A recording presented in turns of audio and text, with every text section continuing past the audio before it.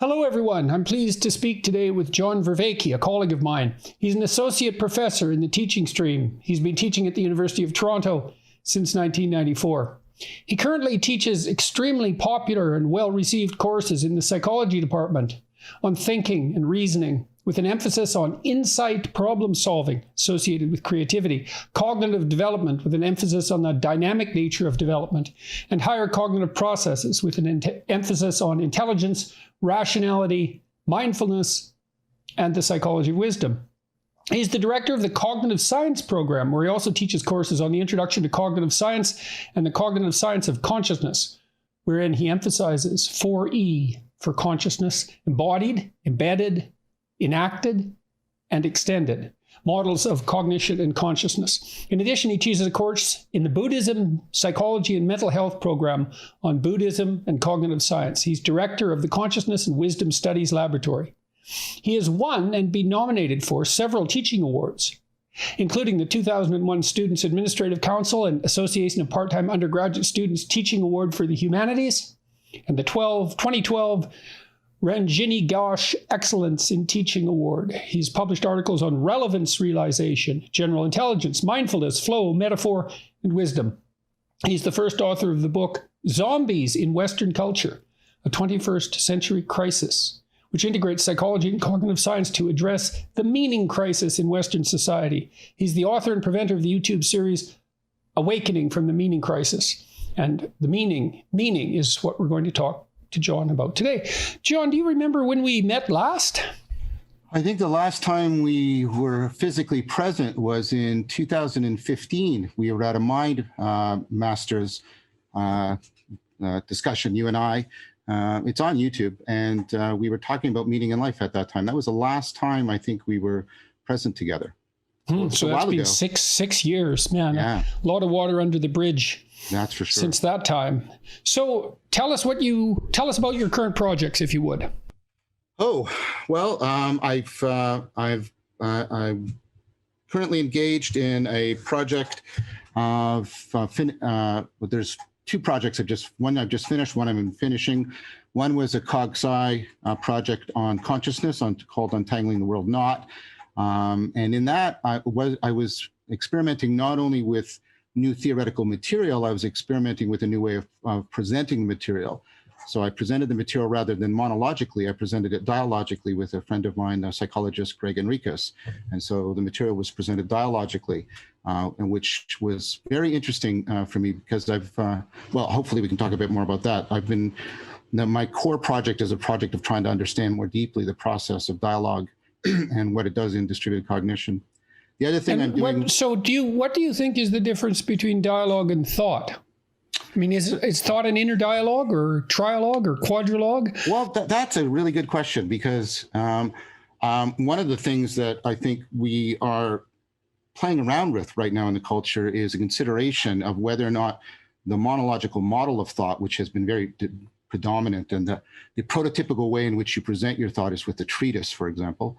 And we're now opening up to the idea that perhaps thought is more dialogical in nature. In fact, the idea that thought might be, even reason might be more dialogical nature is coming into sort of the mainstream of cognitive science. Well, let me throw an idea at you and tell me what you think of it. It's something I've been working with. We might as well dive right into this. It seems to me that thought has two main components. There's a revelatory component, and that manifests itself most remarkably, I would say, in flashes of insight, but those maybe spread all the way out to religious revelation along a similar continuum. So there's a revelatory element to thought, and that's the thought that in some sense springs out of the void. And I think the way that you manifest that thought is by consciously or unconsciously posing yourself a problem. And I think that in some sense it's akin to prayer, although we don't notice that. And maybe that's because we've internalized prayer so deeply, we don't even notice we do it anymore. I mean, people have been praying for a long time, right? So you have a problem, you want a solution, you ask yourself, well, what do you think of this? And then you wait. And then at some point, sometimes when you're sleeping, sometimes when you're awake, I mean, sometimes so powerfully when you're sleeping, it jerks you awake, the answer appears and you think, well, I thought that up. But that's a strange thing to think. I mean, one of the things Jung said about thought was that most people encounter thoughts. Nobody will ever find this quote, of course, because I'm sure I've modified it, but like they find a table when they walk into a room. It's just there. And then we attribute it to ourselves. But then there's the dialogical element where we take a look at the thought, or there might be the dialogical element if you're further along in the development of your thought. You take the thought and you subject it to a critical dialogue or trialogue or with inner avatars. So, okay, your turn, man. Yeah, that's great. So I think that's an important note. I do a lot of work on the nature of insight.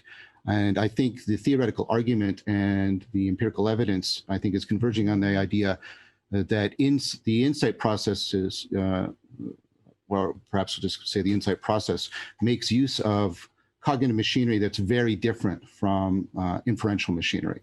And in fact, there's times when they can even be opposed or interfere with each other. Okay, so I have a comment about that. Yeah. You know that when people develop prefrontal dementia, sometimes they experience a burst of creativity. Of course. And yes, and it's because the editor module goes down. And that's associated, I think, with the cognitive module for thought. That's Vervaeke's area rather than Broca's area. If I got that right? Yeah, okay. You do get, you also get similar things if you get sort of minor damage in sort of right prefrontal.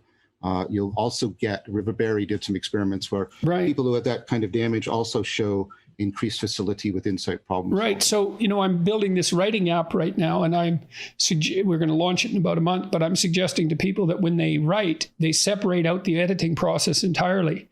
And so they try to rely on the non-critical revelatory process to generate ideas. And that means they can't try to write a perfect sentence to begin with. They just have to restrict the editor and ask the revelatory system to step forward. And so what do you think about its akinness to prayer? I know that's kind of a radical idea. Well, it's a really radical idea. I don't think it's that radical. Well, you're a radical, so that's why. That's why it's fun to talk to you. Well, the idea, I think it's only radical if you go in with some presupposed epistemologies of what's going on in thought. You may be an empiricist in which you think your relationship to thought or any knowledge acquisition process is a purely passive receptive one, or you may be a romantic where you think that thought is literally, you hear it literally in the expression, an expression, a pushing out, an act of imposition on the world. But what I think the phenomena of insight does is reveal that a lot of our thinking is neither active nor passive. It's what I like to call participatory. It's the same kind of thing like, participating in a conversation. It's not just a sequence of, actions and passive receptivity. There's a co-collaboration. We're co-creating. We're making something together. In fact, that's one of the defining features I have for what I call dialogos. I try to use the ancient Greek word rather than the modern word. The logos. Yeah, because... Yeah, well, that's also my, word I use frequently. Yep. We haven't talked about why people want us to talk. And the reason they want us to talk is because our ideas dovetail to a substantial degree and also diverge interestingly. And so I guess they want us to talk so that we can think. Well, that's it. And that's what I was going to say. That's one of the defining, it certainly seems to be the case as a defining criteria for Socrates, that if you and I can get to places in the dialogos that we couldn't get to individually, then real dialogos has come into existence. And that's philia sophia, the love of wisdom, as opposed to philia Nikeia, the love of victory. And so... Right. I didn't know those phrases. Say it again. Philia sophia, which is the... Philia sophia, sure. Wisdom is the feminine essence of God. Yeah, well, and also, but the philia is, it's itself a collaborative love. Did you say philia? Yeah. Philia, philia. Philia and Philia sophia.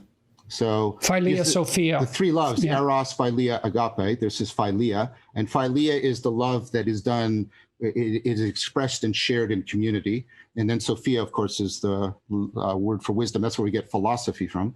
And philia Nikeia is the love of victory, like Nike, victory. And it's interesting because tell me what you think of this. I think the YouTube dialogues that we undertake are characterized by Philia Sophia, and the YouTube dialogues conducted in the main by the, what would you call it, legacy media are Philia Nikia. Nikia. I totally agree with you. And I think people appreciate Philia Sophia much better. You better believe it. I certainly appreciate it much better. I did. I just did I did two of these with Bernardo Castro. One was 3 hours and one was 4 hours. And the accepted wisdom is nobody's going to listen to those. And these are extremely popular. People are willing to hang in precisely. How popular? Well, I mean, they've, there's been, I think, 20,000 views for the first one, and it's been up for like a week. And there's been like, 8,000 views of the second one. It's been up for a couple of days. And this is for a 4-hour video. Yeah, I mean, 10,000 people came to see Sam Harris and I talk in Ireland. And that was primarily Philia Sophia with a hint of Philia. Perhaps I forgot it again. Nikia. Yes, of course. Nike the shoe. I just have to picture the shoe. Philia Nikia. Yes, I'm accused of loving Philia Nikia, but I don't. I find that distasteful, and I'm much more comfortable with Philia Sophia, and I hope that's evident. Well, that's very much.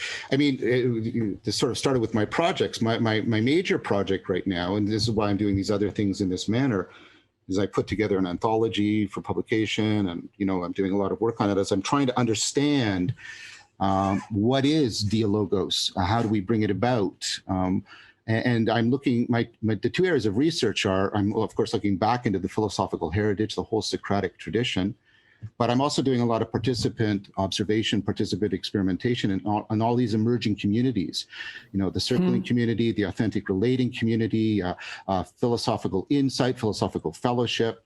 I'm trying to learn how to do this, share this with other people.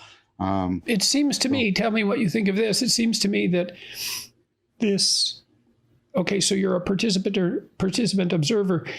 I feel like we're tracking something, and that this must be associated with our hunting instinct, that the Philia Sophia is very much. I feel like I'm tracking. So I believe this is from The Lord of the Rings with Bilbo, but I could be completely wrong about this. There's a scene near the end of the book where he makes his way across a swamp full of souls, and he feels for the rocks underneath that make out the path, but he can't see them because the water is murky, and so he feels them out. And it seems to me that Philia Sophia is associated with that, is that you feel your way to something solid, and then you take the next step.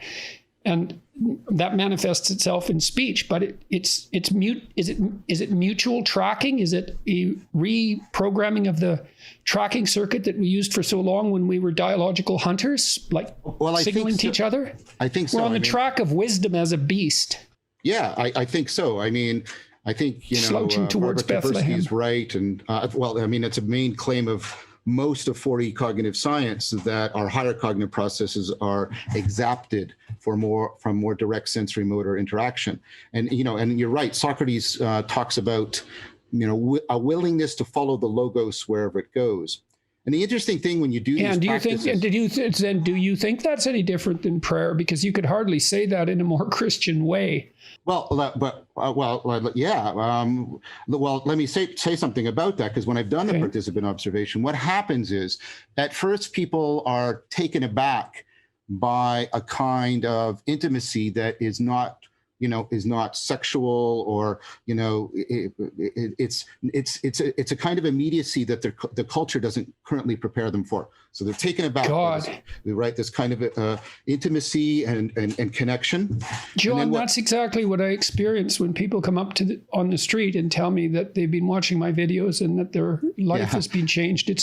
There's this instant immediacy that takes me aback, and it floors me, and it really does. I get the same thing. I get people when I talk to them and they've watched the series or something like that, and they've spent like 50 hours with me in their head, and they think they know me intimately. Well, maybe they do, John. Yeah, maybe they do. You don't know them, or maybe you do. You know their Philia Sophia, and it knows yours, and so it's instant intimacy, but it's very disconcerting. It is, and it's very hard for me initially because I'm by nature very sort of socially phobic. Well, it doesn't get easier. But when I'm doing the practices, what happens is initially people are caught up in this intimacy. And then what happens is, and people have various names for it, the we space, the Geist, Logos, Spirit. There's a sense of... Wherever I am between you, I'm with you. Yeah, where two or three are gathered in my name, there I am also, right? And so there's this sense... That's a name for it, all right. There's that when did sense... you put the Christian spin on this? Well, I mean, there's sections in the episodes in the series where I talk a lot about Christianity. I mean, one of the odd things that's happened to me is I did an episode on agape, and I've had many Christians, including Christian pastors like Paul Vanderklay, said that was one of the best explanations of agape they ever heard, and it was sort of startling from them because. So Vanderklay is following you, obviously, as well. They said it was odd for a non-Christian to be doing this, but somebody had to. Well, that's fair enough. But, God, what a nasty bastard I am. No. This is fun.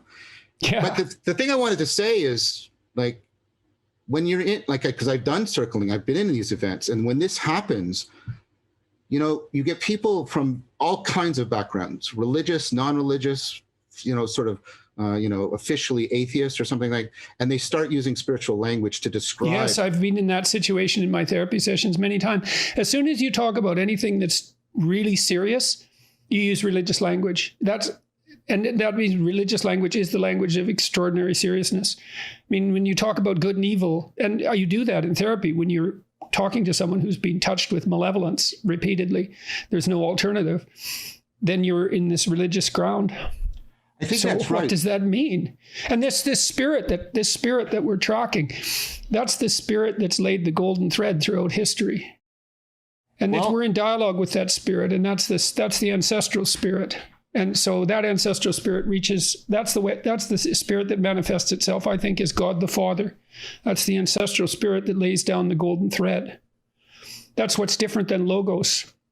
Maybe, and I don't know how to parse out the triune conception exactly, because you talk about this logos manifesting itself in the dialogue Sophia. Yeah. And logos is in there, right? Dialogue. Dialogos, so yes. Is the Son the love of wisdom? I mean, that makes sense. Or is that the spirit? Well, I don't know. And neither do I. A Trinitarian interpretation. I do know that what happens, and maybe this. But what do you think of the God the Father interpretation that I just laid on you, man? Well, I mean, I've just been reading a lot about Christian Platonism, and I watched your talk with Jonathan, and I found it.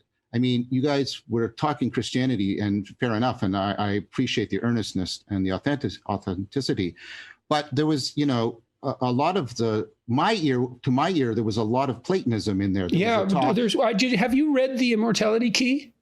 No, I haven't read The Immortality Key. You need to read it. I just interviewed the author. He's been tracking the use of psychedelics in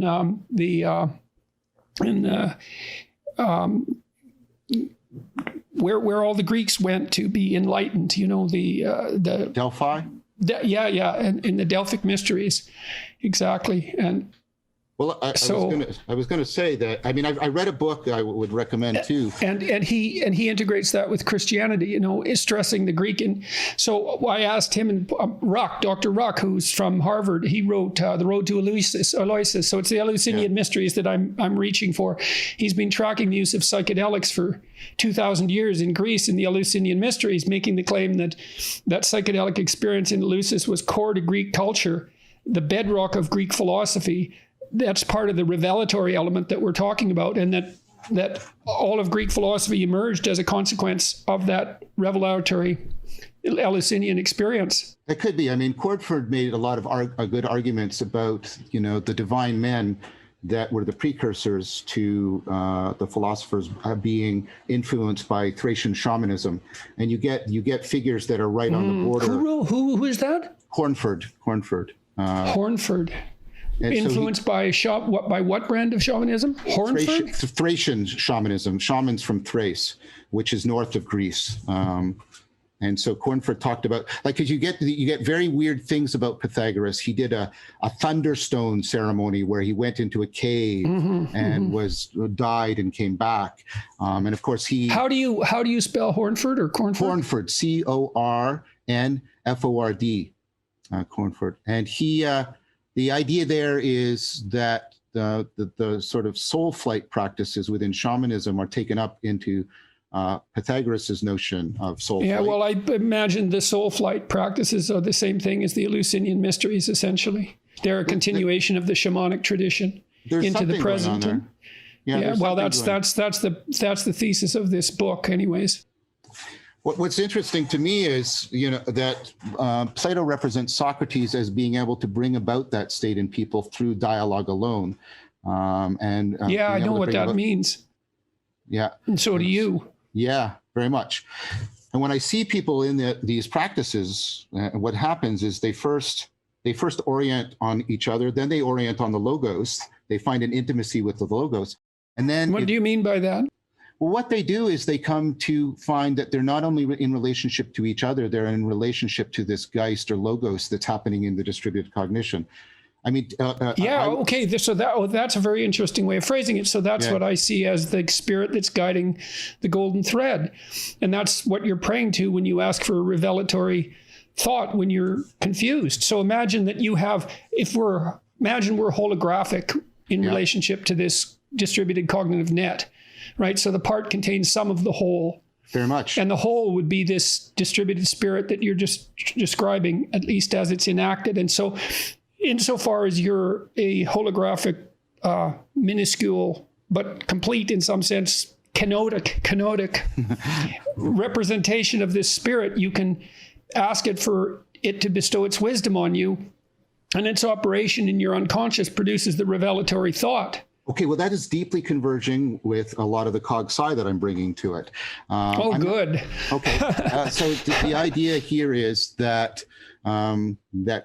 distributed cognition has a property, collective intelligence, that is something that is not just the sum of individual intelligences, and there's increasing evidence for this. Yeah, well, you can imagine, sorry, I'm prone to do this, but you can imagine it's like reading a book. I mean, I have this distributed spirit in my head, plus I have my own experience. And so I'm the combination of that distributed spirit and my own. Well, yeah, that's the extended mind. So that's probably what the Son is, John, in the Trinitarian spirit, is that combination, because that's an incarnation of the spirit in a particular time and place. Well, and that's what I bring to the dialogue.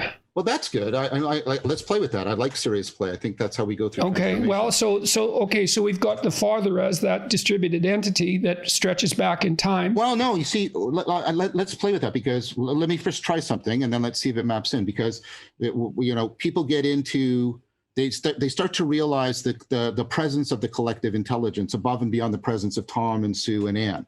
Right. And then they start to enter into relationship with that. But then there's a further thing that happens. And this, I think, might point to what you're. Okay, so maybe that's the spirit, that thing that's inhabiting everybody at that time. Right. So it's akin to the Son and it's akin to the Father, but it constitutes that distributed space. And so what I think might I think of it as the Neoplatonic one, and that of course, right? And so that's your peculiarity. Yeah. We'll come back to why I think that language is helpful. I'm not claiming it's exclusive. I'm not doing that. Hey, I'm not claiming it's not helpful either. So what they do is they get to a place where, and not everybody does this, because you can imagine it depends. What did you just say? Not everybody does this? Well, no, you want to put that on a T-shirt? What I mean is that I noticed that, John. Most people that are doing the circling, they don't. Many of them are happy just with what you might call the psychological intimacy. Then yes, no wonder. Yep, and then some people move to what you might call logos intimacy, and then some people move through that, and by means of it, to an intimacy of what is the fount of that, what is the ground of that, what is it about the reality that makes this kind of thing possible. They start to think of it. So they're reflecting on it. They're reflecting on it, Like they're we're reflecting doing, through it. like we're doing. Is that? Yeah, very much. And you can think about this kind of move. And for me, this is where the prototypical Socratic Platonic move comes, where you get the idea that the very process of intelligibility gives you is the most profound access we have to the way reality is realizing itself. And that's how people start to talk. They start to talk about reality beyond the we space. So there's us, the we space, and then the reality. And maybe that corresponds better with the Trinity that you're looking for. Well, I think you probably lost me to some degree with that last move. So maybe I can get you to lay it out a bit more. So what people start to do is, in relationship to the way the logos is unfolding, they start to see a pattern of how things can unfold and make sense. And then they start to see that maybe that's the pattern that is ultimately discloses reality to them. That's how they start to think. Well, that's okay. So is that this is why you're so interested in consciousness? I mean, I think maybe one of the things you and I share is that we find it difficult to make a distinction between the consciousness of reality and reality itself.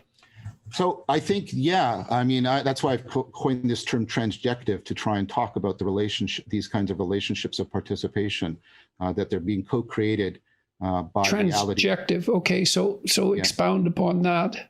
Well, the notion is ultimately derived from Tillich's idea of the symbol as that which grounds and makes possible the relationship between the subjective and the objective. It would be the kind of idea that you have in ancient epistemology, whereas instead of thinking of knowledge as representing something over there, Aristotle's idea is the mind and the object that is known come into conformity. I'm using shape as a metaphor for form, where form means something more like, the Platonic form, the structural functional organization that makes it be what it is. This is the key Greek idea. That which makes it be what it is also what makes it be knowable as it is. And so I'm not representing the cup. My mind conforms to it. It has the same form as it.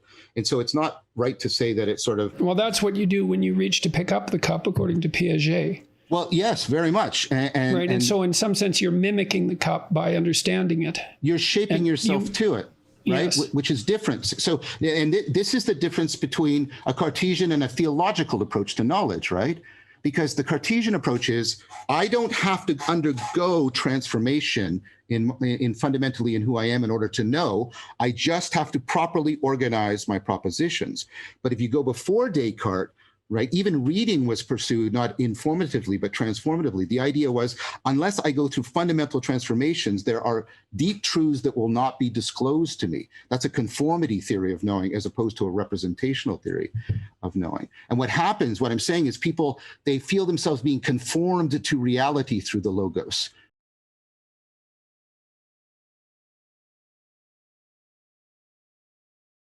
So that's a feeling of personal transformation.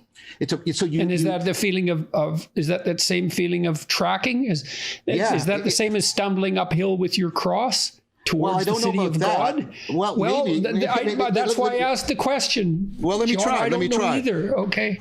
So I mean, this is some metaphor that pops into my mind all the time. Yeah. We're shouldering this burden. What is the burden? Well, for you, you said it's transformative consciousness, or I think that's what you said. And we stumble uphill with it towards what? Well, let me try. That's a great question. Thank you. Well, I spent a lot of time thinking it up. Well, for me, so one of the things, and this is again for me from the Socratic tradition, this kind of knowing that we're talking about, this kind of transformational knowing, there's no clean separation from you knowing the thing and you knowing yourself. Do you think there's a clear separation from the insight experience, or is that the same thing? I think the insight experience is exactly that kind of thing in small doses. And then when you start to link them together, you can get flow experiences. And what happens in flow experiences... Yeah, and if you link them together too much, it's nonstop flow experience. And then the question is, can you tolerate it? Well, that's another, I mean, that's a good question. There's another question. Maybe we can get to that. I'm not sure I can tolerate it. Well, there's the possibility, and this comes from my experience, my decades experience as a Taoist Tai Chi player, I mean, Csikszentmihalyi largely talks about what you might call hot flow, and the flow that you experience, the flow you experience when there's a lot of metabolic expenditure. But you can get into the flow state when you're doing Tai Chi Chuan, and you're not doing a tremendous kind of, at least physiological. I imagine there's stuff going on cognitively, but you don't have that same sense of I'm going to burn out. You have this different. Well, I need some of that because I have that sense of I must be in a hot state of flow then all the time. But the thing about the good state of flow is that it opens up the possibility for you to you have more time to explore that participatory sense. So like Csikszentmihalyi says, you're in the flow state, you have the sense of at-one-ment, right? That's one of the defining features. And atonement. Yeah, exactly, mm-hmm. Right? And so what do you think that means? Because that pulls original sin into it. Well, or the other way around, or original sin made use of the idea of at-one-ment that is originally as the antidote, as the stuff of the Grail is atonement. But that's the city on the hill too. It is. I mean, it's the wandering up to the city on the hill. That's the other possibility, or another possibility. You've got I've got John Bunyan's Pilgrim Progress going through me. I've got Augustine's City of God. I'm trying to parse them. That's a tough road to hoe there, John. What I was saying is, I think that.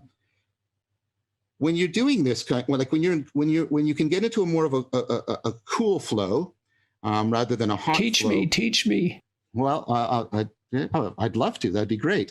What I've noticed, and I see this also happening in one way of thinking of what we're talking about when we're talking about like these circling practices and these dialoga practices is you're getting shared flow. You're getting flow in distributed cognition. Oh, definitely. Yeah. And I'm hoping that's what I'm inducing in my listeners on YouTube. And I think it happened with my Carver friend. Jonathan Pajot. Jonathan, yes. Yeah. And that was a very peculiar podcast. And I thought it did that. And this one will too.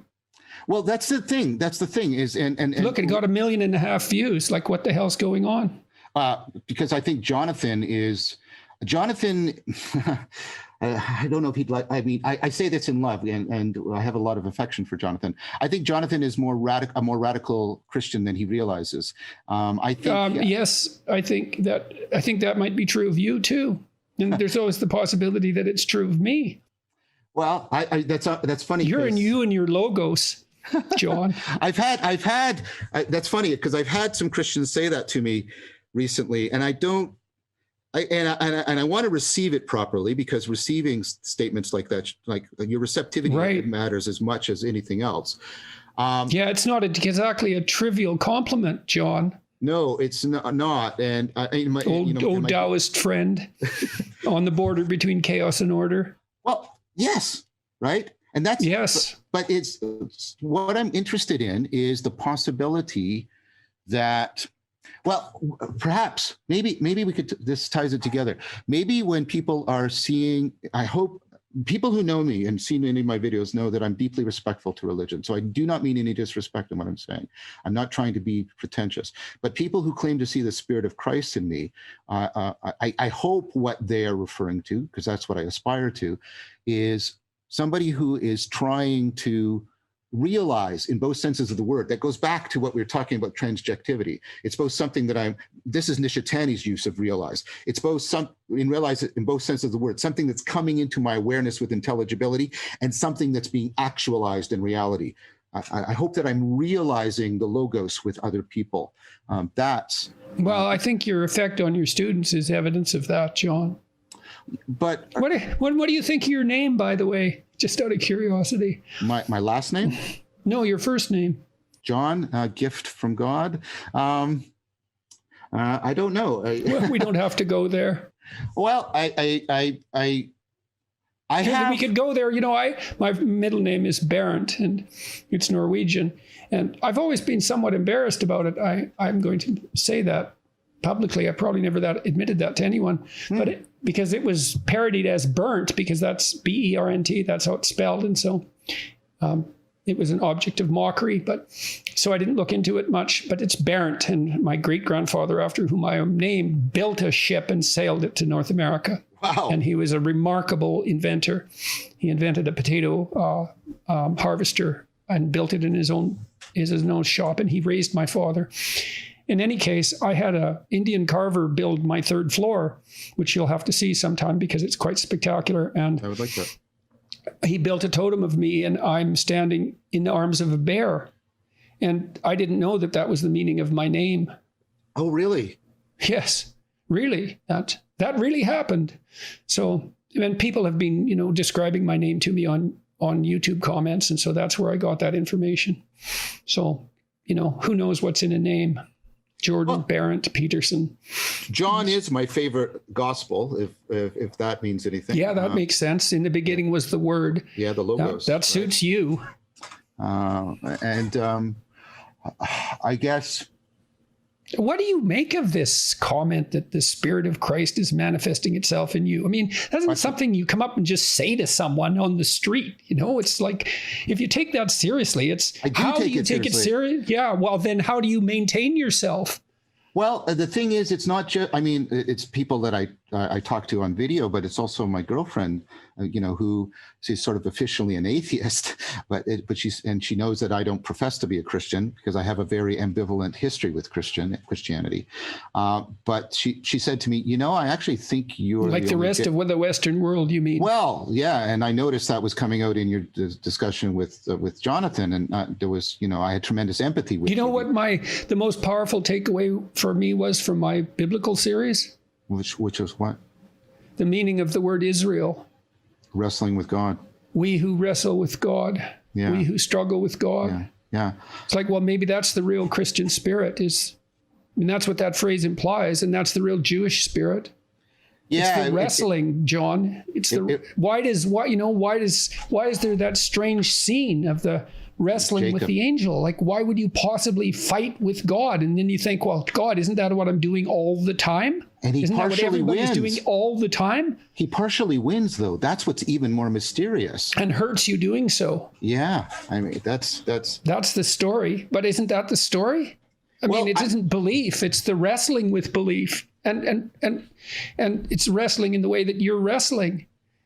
I do sparring, and I often use sparring as a metaphor for the kind of... Oh, so that's the other metaphor for dialogue. Yeah, exactly. It's not just the tracking, it's the sparring. Yeah, and we have to remember, And that kind of sums up men's relationships. Well, Plato with each other, tracking and sparring. Plato means big shoulders. He was a wrestler. That's his nickname. His nickname is Plato because he's a wrestler. And we have to remember that the Greeks are in the gymnasium even more than they are in the academy, right? I was watching this Suits episode last night, and the men are always sparring with each other verbally, and they're tracking something. They're tracking victory in this series. They're philia. You can shift off and that. They wrestle when they fight. They have to go into a clinch and a fight to settle their disputes, like a physical fight. But you can shift off of that. This happened, Bernardo and I, when we were doing this, we both said this. You can shift off of it. And this happens when you're actually martial arts sparring because you get into the shared flow state. You can shift off of victory to the aesthetics of the dance. There's a beauty in that is an that's independent of victory that you can come to appreciate for its own sake. Plato talks about this. He talks about this, the beauty, the eros that draws you into that's why a dance. Yeah, a dance, but it's a dance that draws you beyond yourself. Edus, education, right? To draw forth from you. And so is that the battle with the adversary? Is that related to this is another very serious question, obviously. It's a question related to the book of Job. I don't know, because I see parallels, in Nietzsche's quote, I hate Socrates. He's so close to me. I'm always fighting him, right? You can see both Nietzsche and Kierkegaard wrestling with Socrates. Kierkegaard said, I follow Jesus, but Socrates is my teacher. And he wrestles with Socrates all the way through. Everybody's wrestling with Socrates. I follow Jesus, but Socrates is my teacher. So is that the statement of the West? I think that... that was your objection at the beginning of this talk, right? at least to some degree, because you said how influenced you were with Greece. You insisted on how influenced you were by Greece. I think the West is the attempt to, if I had to try and summarize the West, what an audacious thing to try and do. See, Rock said that, because I asked him why Dionysius transformed into Christ, because we were answering simple questions too. And he said, well, Greece met Judaism. Yeah, but Judaism also met Greece. I mean, Philo starts theology because of the interaction with Platonic philosophy. I think Christianity is trying to integrate agape and logos together. That's how I try to understand his project. And whether or not please clarify that claim. Sure. So I mean, we've talked a lot about the Greek heritage of logos, and logos is also central within, especially in the book of John. Yeah, especially in the book of John. And saying that metaphorically with regard to you as well. But also in the epistle of John is where John also said God is agape, right? And then that's the epistle of John. He makes that famous statement.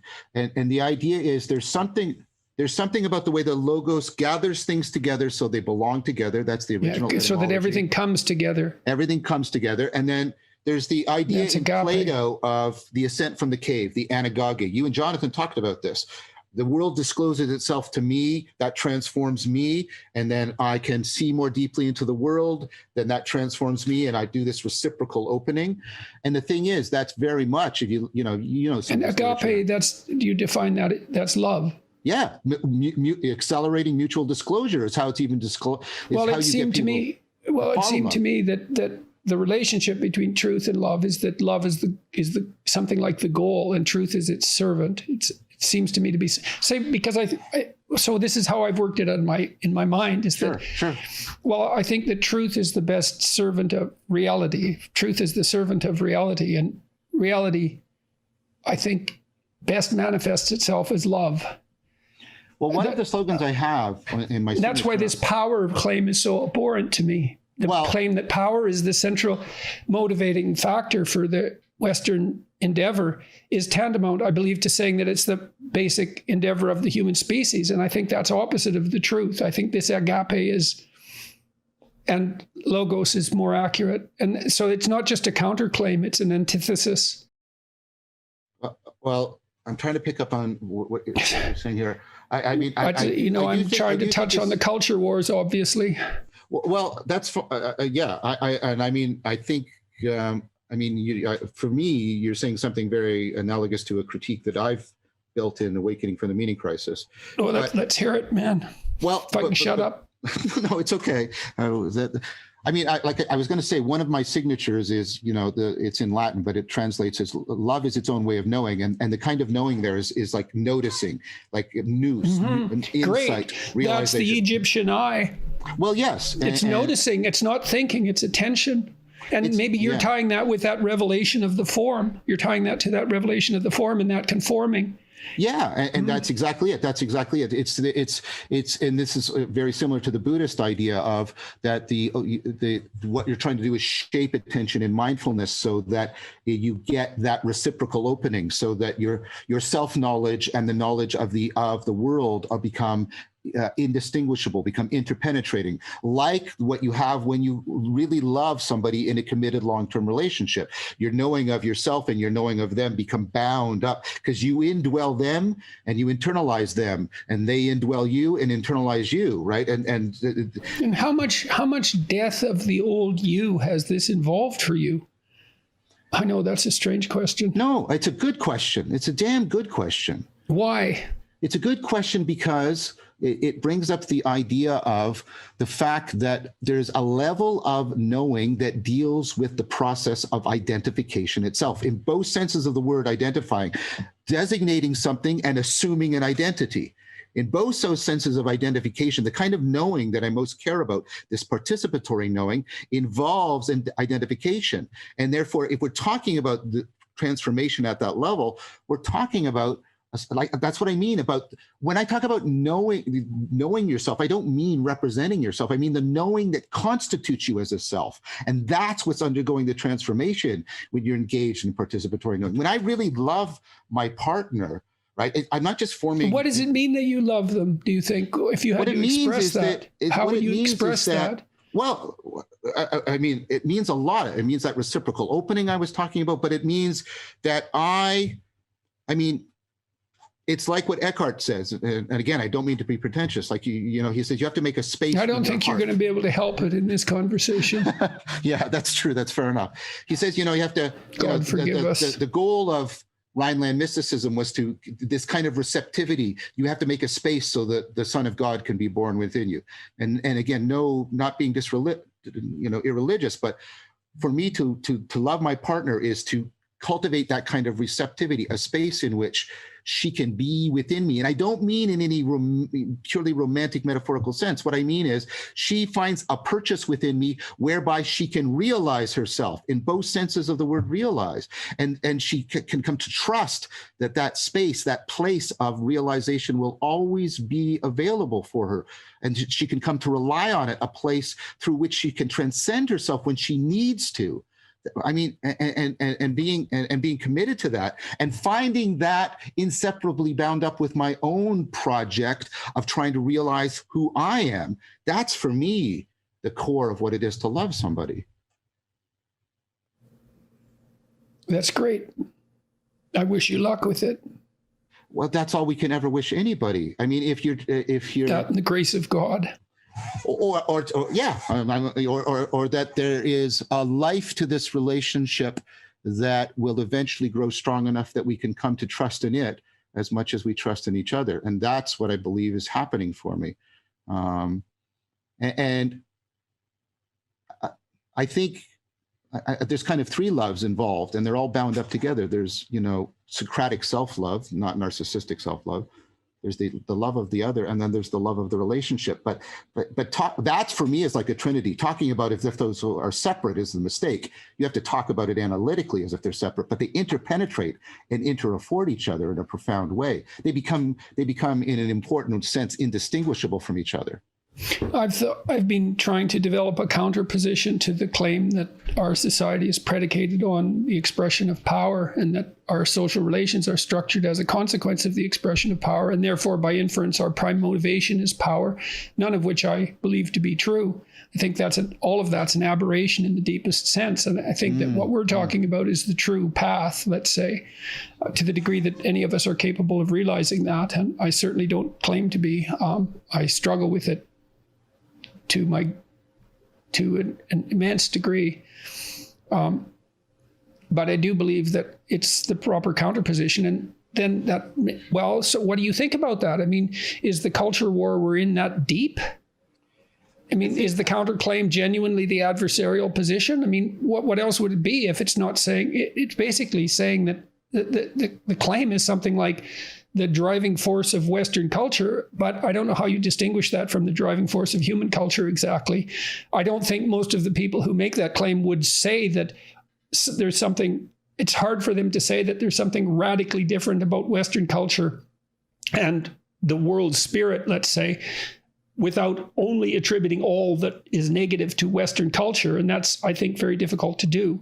So if the mainstream of Western culture is the mainstream of human culture, or akin to it, so akin to that shamanic tradition, for example, then the claim is that mainstream is the desire for power, and that's the opposite of what we're saying. Genuinely the opposite. It's the antithesis to that, because that isn't Philo Nicaea the antithesis to? Yeah, I think it is. Well, I mean, that's part of it. Is it genuinely the antithesis? I mean, so is this a claim of satanic possession of the West? I mean, is the culture war that deep? Well, I don't know. I mean, the claim is that it's about fundamentals. Right? It's a fundamental critique of Western society. It means fundamental. That's why Derrida went after phallogocentrism.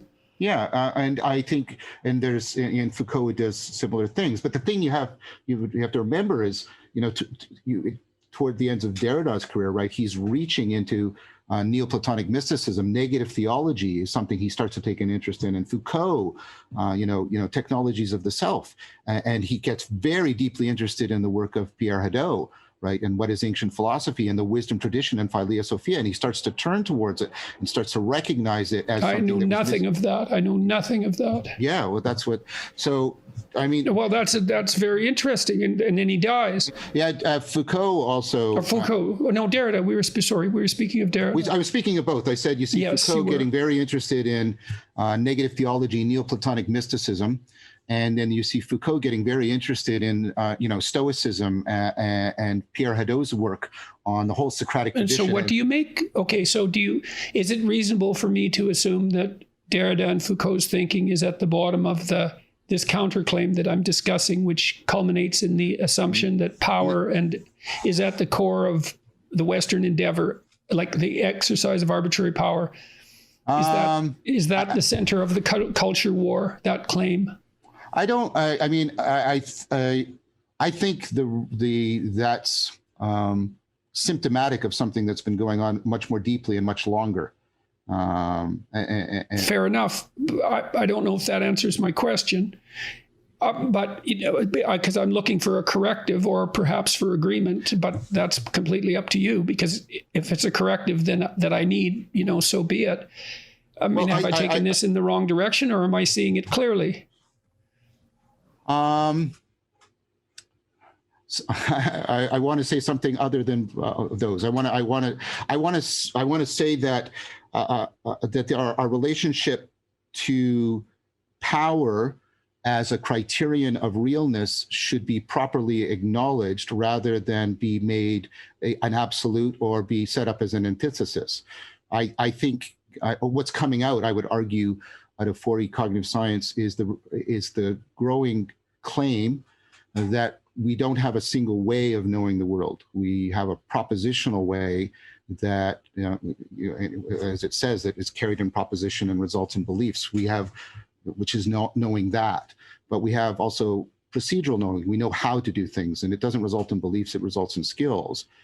We have perspectival knowing, which is neither about belief or skills. It's about states of consciousness and how they create situational awareness for us.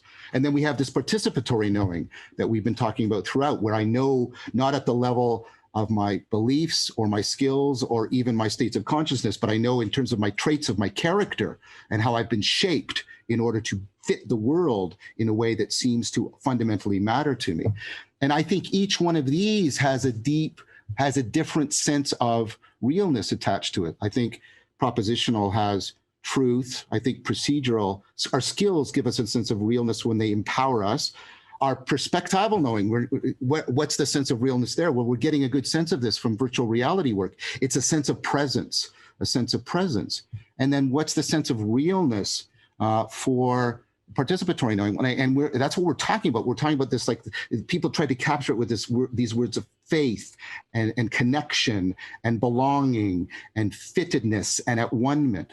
And I think instead, I think what's happening is our culture is realizing that we have tried to reduce all the knowing, a la Descartes, to purely propositional knowing, and then we're slowly realizing the inadequacy of that. I think the fact that we are trapped in ideological battle means we think we can capture all of the meaning-making machinery at the propositional level. But what 4E cognitive science is saying is, no, you talked about tracking. The skill of tracking affords our conceptual abilities, but also states of consciousness afford us being in relationship to the world. You can have totally ineffable states that nevertheless seem the most real to you. And also these transformations of ourself also carry with them a sense of realness. And I think what's happened is the West is realizing, but in a negative way, that the propositional reduction is inadequate, insufficient, and it's groping for the closest thing at hand. And the closest thing at hand is what technology makes salient to it, which is power and control. This is Heidegger's critique. But I think we have to go deeper. We have to say, no, there's a place for that, but your skills ultimately depend on your situational awareness. And your situational awareness, the states of consciousness you get access to, ultimately depend on your character. We have to bring back that whole rich philosophical anthropology. Why do they ultimately depend on your care? Well, that's a lot to swallow in 10 statements. Yeah. I mean, I'm going to scuttle back to my power claim momentarily and then try to wrap my head around what you said. Okay. Well, sorry, I didn't mean to dump so much. No, not at all. I mean, it might have been the proper answer. The proper answer is often that the question isn't sophisticated enough, but it sort of throws the questioner because he's operating from within the space where that's the germane issue, right? So my claim was that the culture war right now is being fought over the claim that the fundamental animating tendency of Western civilization is the desire to exercise and the exercising of arbitrary power. And I believe that to be fundamentally wrong. Yes. And so I phrased it as an adversarial hypothesis, as a satanic hypothesis, essentially from a symbolic perspective, that the accusation is that the West is possessed by this satanic demand for power, and that's its characteristic spirit. And I don't believe that. I believe that its characteristic spirit is philia sophia, yes, fundamentally, and that is a contamination which occurs repeatedly, which would be philia Nicaea. I think if we're using your language properly, or perhaps we're slandering philia Nicaea, I mean, because I think part of the claim that you're making is that there's a positive aspect to philia Nicaea that's being damned as the mere arbitrary expression of power. Well, I do think that's something like series like Suits are getting at, right? Because you have these characters in that drama who are motivated primarily by philia Nicaea, but you see philia Sophia emerge between them. And that's what makes them tolerable as characters. But both those things seem to be interrelated. One leads to the other. And that seems to be related to your wrestling argument in some sense, and maybe to mine. Yes. And so you think that so is your claim, let me get this right, at least in part, that, please, first of all, I want to know what you think of my claim about this central argument. What you're doing is saying that's a sideshow on a much deeper of a much deeper problem. Mm-hmm. I mean, that's quite the bloody claim, John. It's not easy for me to process, but no, that's fair. And yeah, well, so I'm having some trouble with that. But do you think that invalidates my claim, or does it just render it irrelevant? No, it doesn't render it irrelevant. Given this discussion, okay. So is it okay if we deal with that and then move on? Sure. I mean, I guess what. Okay, am I misreading early Derrida and Foucault by attributing to them the claim that it is power that they identify as the central spirit? And am I wrong in saying that that's just a modified Marxist claim? It's a transformation of the idea of the class struggle into the domain of the sheer struggle for power? I think you could make a claim that Foucault sees the deep interpenetration, the earlier Foucault, maybe even the middle Foucault, sees a deep interpenetration between power and knowledge. For Derrida, I do not think that différance really is a good translation, is well translated by the term power. Différance is much closer to, what I would call relevance realization, the idea that that the relevance of our claim can't be bound. I mean, somebody within classical cognitive science, computational science, Jerry Fodor makes a similar argument that the relevance of a proposition can't be captured within the syntax or semantics of the proposition. I mean, that's the main thing that Derrida is on about. So that's a consequence of what we're bringing to the table. Because the relevance is the interpenetration of the semantic and the syntactic with the unique. Also the pragmatics that goes beyond it, because I mean, this is the central claim of pragmatics, that I always have to convey way more than I can say, because I have to rely on you, picking out all the possible implications, the ones that are relevant out of all the possible. Right, which means I have to know you. Which means I have to embody whatever it is that I'm speaking to you. Now you're back to my claim that the character traits are at the bottom of this. Right? If you go ahead, man. Right? If we can't actually conform at the level of our character, we can't. Right, so that's trust. Yeah. That's and so when you trust what's honest. Yeah. You trust what's honest. So you trust the logos. Right. And because that's honesty driven by love. Right, but I don't think. And so if I trust you, that's what I trust. So I want to go back to something. Yeah. I asked you to define love, and I'm going to define it on my terms now. Please. And that is the best in me serving the best in you. And I think that's the deepest pleasure That's the deepest and most lasting pleasure, and it is the most fundamental motivation. It's the inexhaustible source, because if I can do that, whenever I do that, I feel that I'm being properly. Well, and there's nothing better than that. And you can extend that to the world, to situations, places. Well, I think that's what you're supposed to do by accepting the proposition that God is love. I mean, it's God is love and God is logos. Those are both there. So then the question, to some degree, is the rank order of the two. And I would say God is truth within love. And that's the animating spirit of mankind. And that's a way different claim than the one the atheists are going after, by the way. Yeah. Think about it, everyone. Is truth in the service of love not the best animating spirit of mankind when it isn't pursuing an aberration? We can all ask ourselves that question. I think that's a good question to ask. I think, Thank you, John. No, what I mean is I think it reorients us to the We can put that on a T-shirt. Is truth in the service of love a good question? I guess I see them as more. I see them as more interpenetrating. I want to make a stronger relationship between them than just a relationship of service. I mean, this is how about her, man?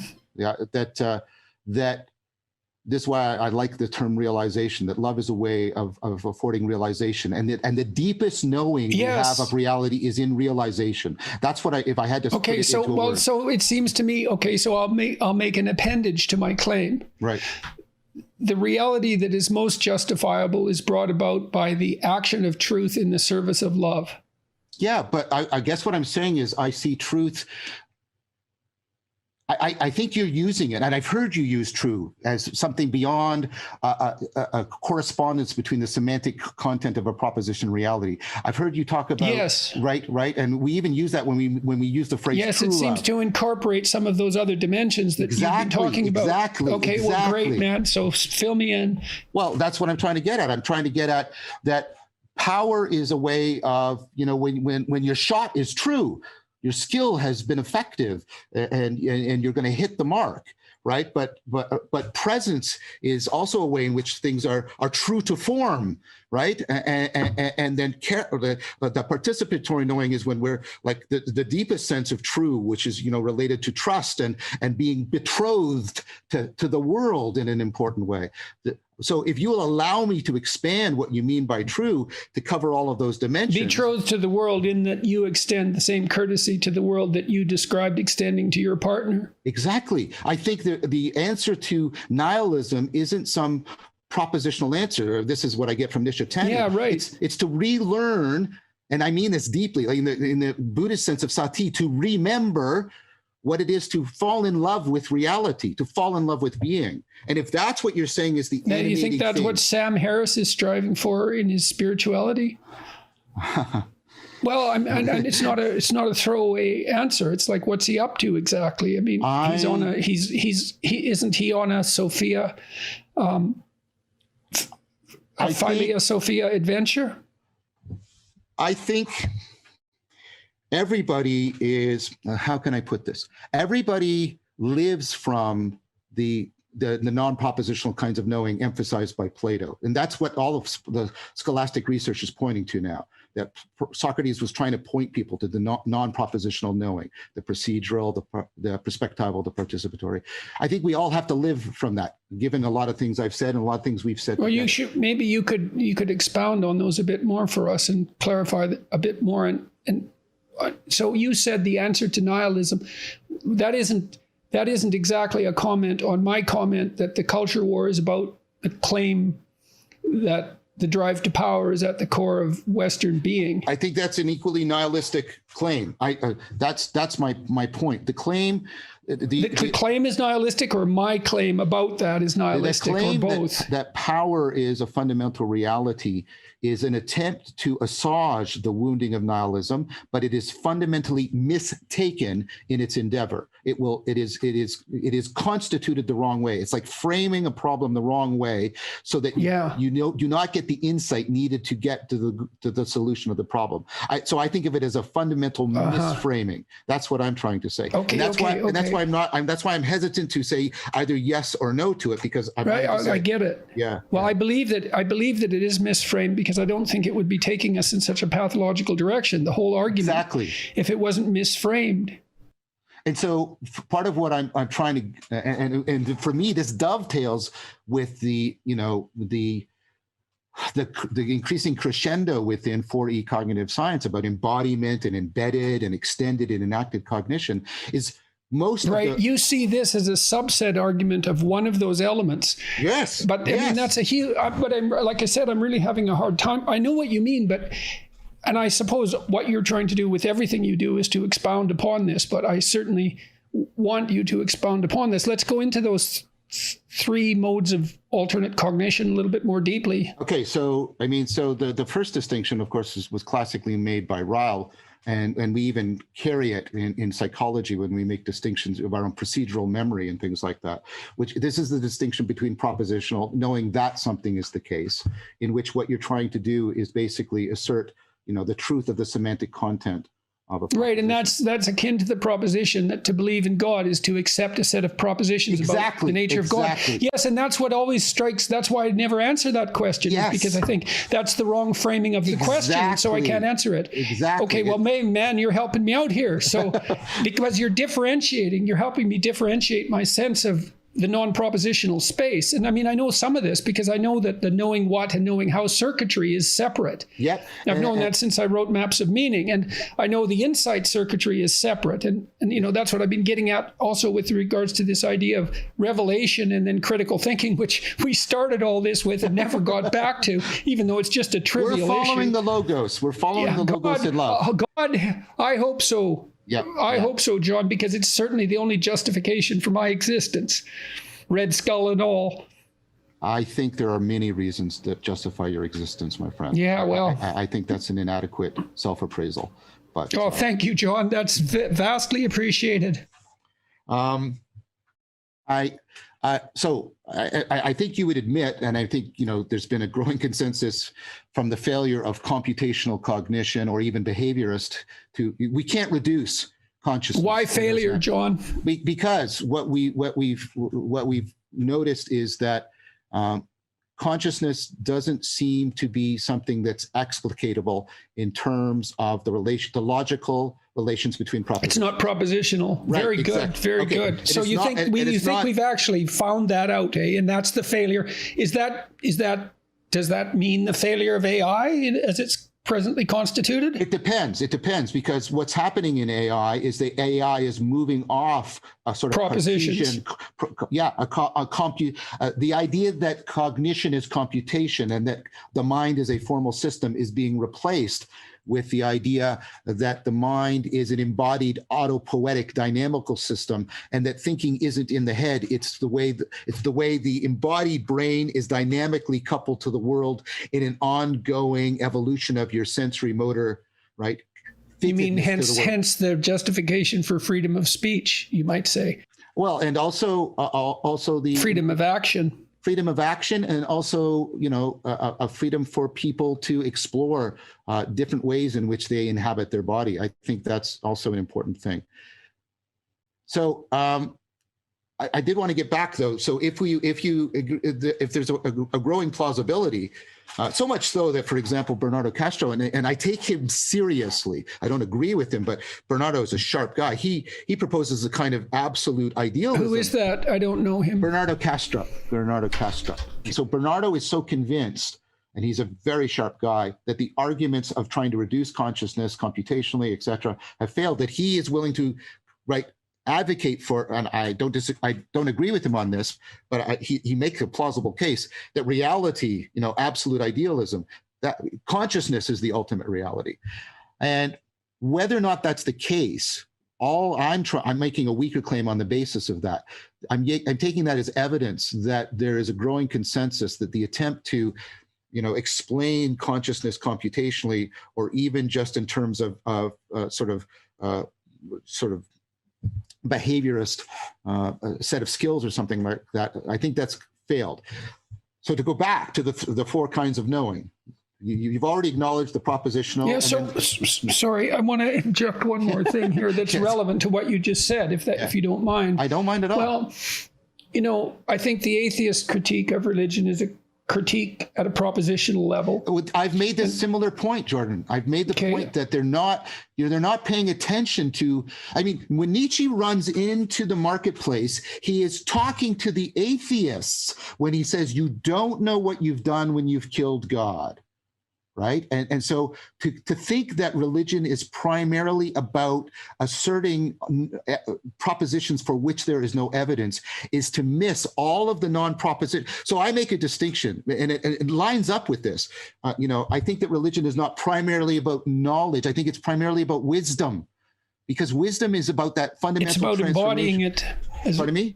It's about embodying it. It's about establishing a relationship with it. It's about worshiping it. It's about taking it into your identity. That's the worship, I think. I think Jonathan described worship as celebration.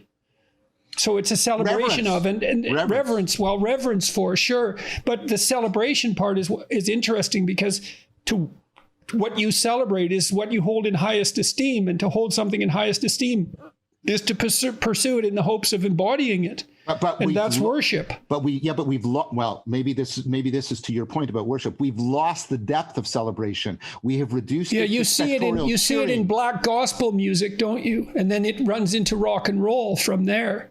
And then you get stadiums full of people experiencing it without noticing what they're doing.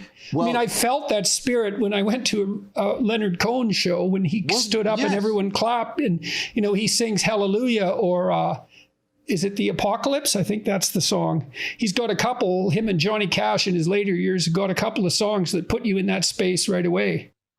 But and I agree. I think that is a version of celebration, but the problem with that is it's been too located in its ontological locus is entertainment. Yes, you're right.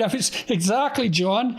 Entertainment. It's like, no, it's enthusiasm. Yes, and theos, to be possessed by the god. And that's what I was trying to get at, right? In celebration. We don't even notice when it happens. That's what a stadium is too, when you cheer when someone puts the soccer goal through the net. Of course it is. And hey, look at that man's aim. Yeah. Couldn't we all aim like that? And wouldn't that be wonderful? Yes, and we'll do the wave to that.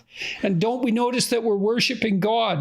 No, because we've killed our religion by presuming it was a set of axiomatic set of presuppositions and listening to the 19th century rationalist atheists. Well, what we've done is we have confused modernity's understanding of religion with the phenomena, which is, I think, a fundamental mistake. No, with our blind critique of the phenomenon, because first of all, we have to make the phenomenon trivial and then critique it without noticing things like the spirit in black gospel music. I think and taking that seriously. Yeah, I like your reformulation. I think that's better said. Thank you. So to go back, if consciousness and this kind, so there's a knowing that is dependent on your state of consciousness. There's a knowing through consciousness, and that's what I call perspectival knowing. What consciousness does is it foregrounds some things, backgrounds others, makes things things salient. So it's doing, if you'll allow me a term I've coined, it's doing salience landscaping for you.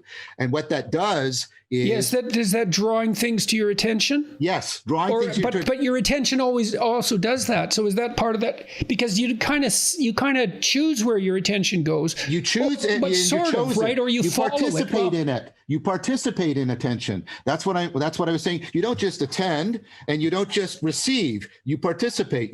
There's both, and they use these metaphors without, I think, fully unpacking them. There's the top down and bottom up. Do you think is that participatory attention akin to the dance between revelation and criticism?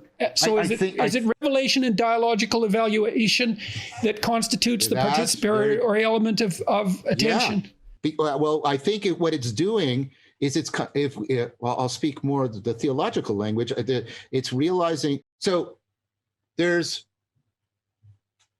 attention, right, is doing something like prioritization, relevance realization, right, in the dialogue between imagination, where we stop thinking of imagination as just images, useless images in our head. I want to use it the way Corbin uses it, imaginal. And this is what's coming out in Friston's predictive processing. Imagination is, it permeates your perception. It's permeating your, it's right to say that I'm as much. That's why Jung said we live to dream.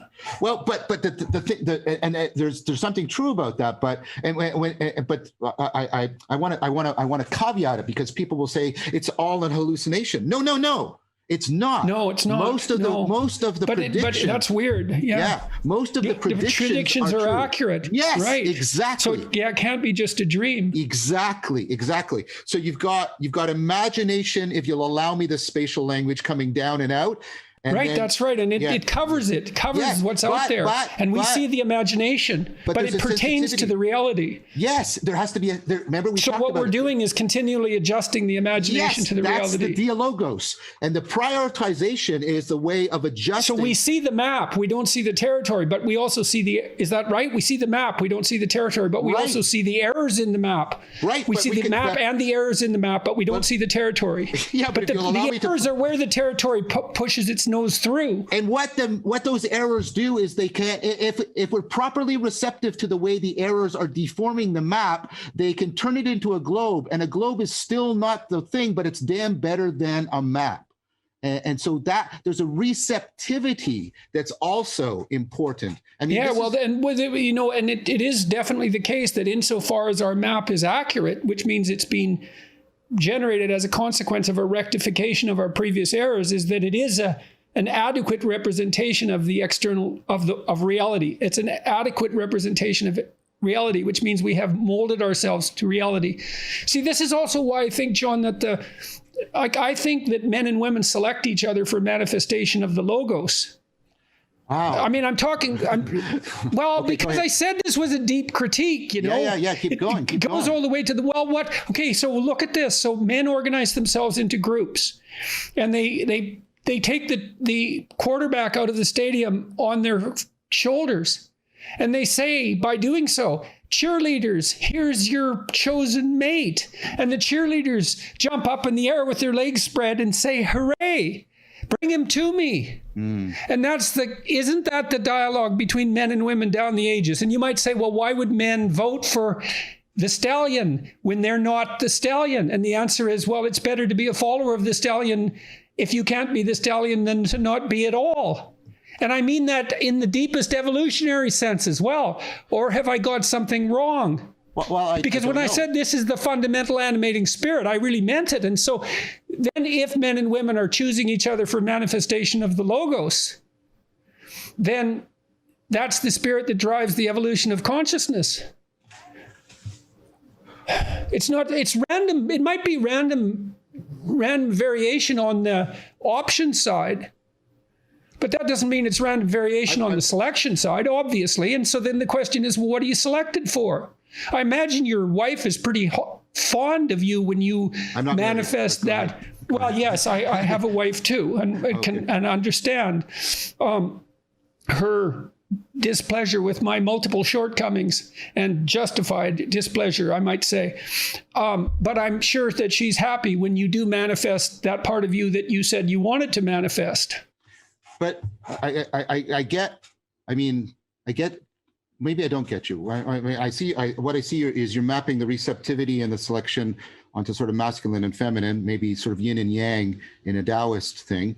But if I was to respond as a Taoist, I would say, but can't I have that relationship also with you? Does it have to be necessarily embodied in a sexual difference? I think it's also embodied in that it goes all the way to the bottom wherever you look.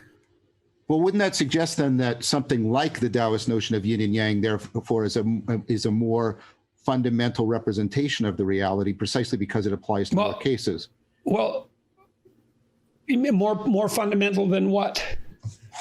So the idea of masculine and feminine. I understand. That's certainly possible. That's certainly possible. I mean, I think reality is the battle of good and evil against a background of chaos and order. So the chaos and order would map quite readily. Yeah. Oh, sorry, go ahead, please. I was just saying, I can see that in sort of, that's a very doubt. The reason I'm saying this. Order is the map that you're describing, right? Because it, insofar as it's in concordance with reality, it's a map that it enables us, when we apply it, to get what we desire. Of course. And then disorder emerges when that prediction, it isn't just a prediction because it's predicated on desire, which is where the cognitive scientists went wrong, because it's not just expectation, it's desire. Oh, but that's changing. The map is motivated. Well, that's good. Be good, because that was a fundamental problem. The predictive processing model is changing. In fact, the idea that the idea that we're even talking about something inferential, working with Bayes' proposition, is largely now moribund. Friston himself and Andy Clark and one of my former students that I'm collaborating with, Mark Miller, and also with Brett Anderson, it's like, no, the work of Michael Anderson, the embodied understanding of predictive processing is now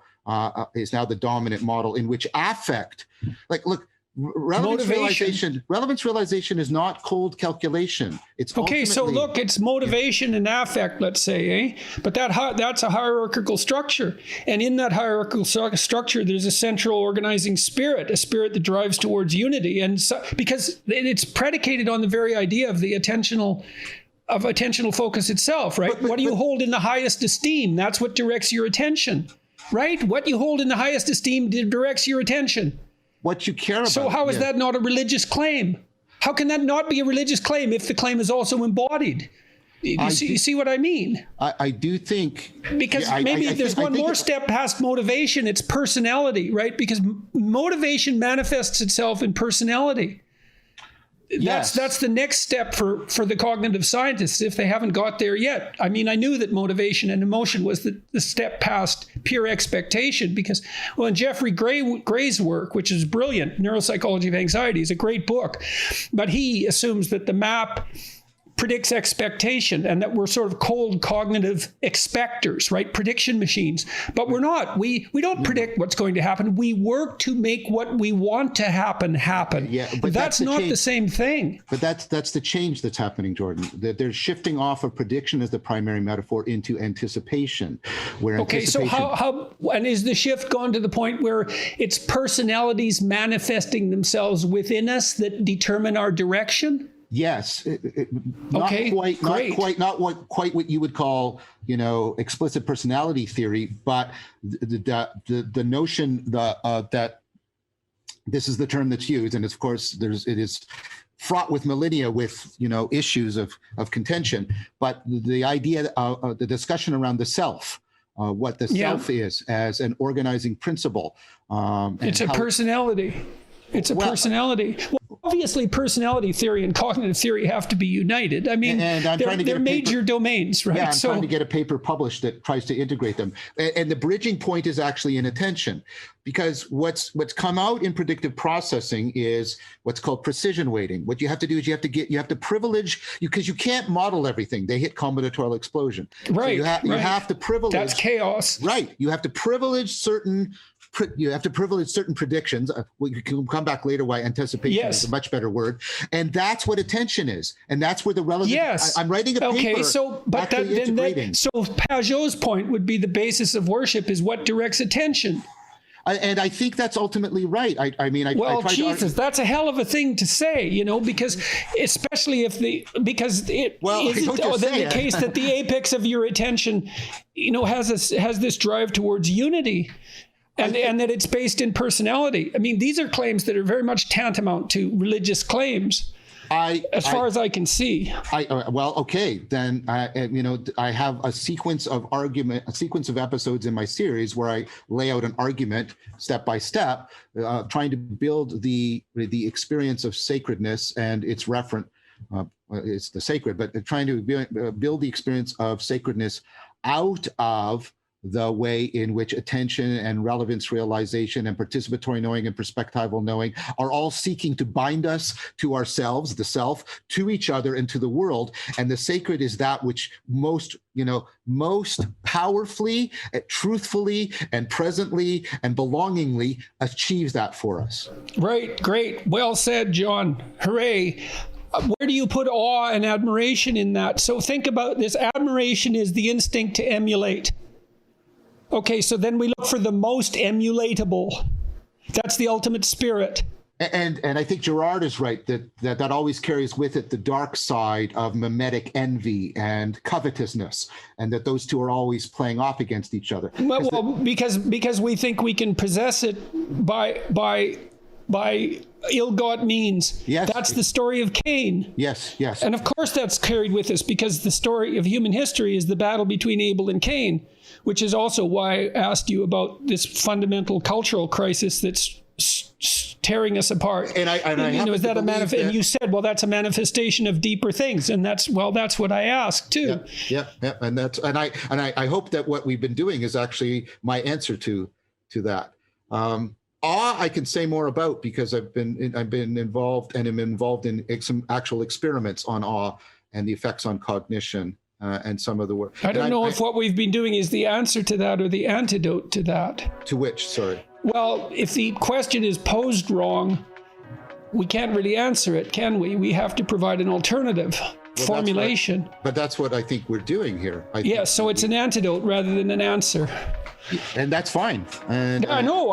I'm just clarifying it. I think looking for the answer is in some sense a fundamental way of misframing it. That is to give into the proposition. Well, how do we address it then? How do we address it, John? Do we just bystep it and just offer the alternative? No. Think about this. Well, no, that's a genuine question, because perhaps we do just sidestep it and offer the alternative. Yes, that's what I'm saying. Sorry. I want to be more responsible. That's what I'm recommending. I'm recommending that we remember that meaning in life, and this is also something I'm doing empirical work on, right? That meaning in life is mostly bound, right, at the non-propositional level, and it does feed into things like sacredness. I think reverence is the proper virtue of awe. Reverence is the virtue that helps us appropriate. Well, reverence means it is hold in ritual, is hold as a marker or as a pointer for ritual emulation. I think reverence, that's embodiment. That's the pulling in of that personality into the self. I think that's right, but I think awe is really interesting, because you can measure this. Awe is one of the few instances where people's sense of self and egocentrism is shrunk, but they find it a positive experience and they want it to continue. Right. Well, that's what we experience in relationship to our current ego when we hypothesize our ideal as well.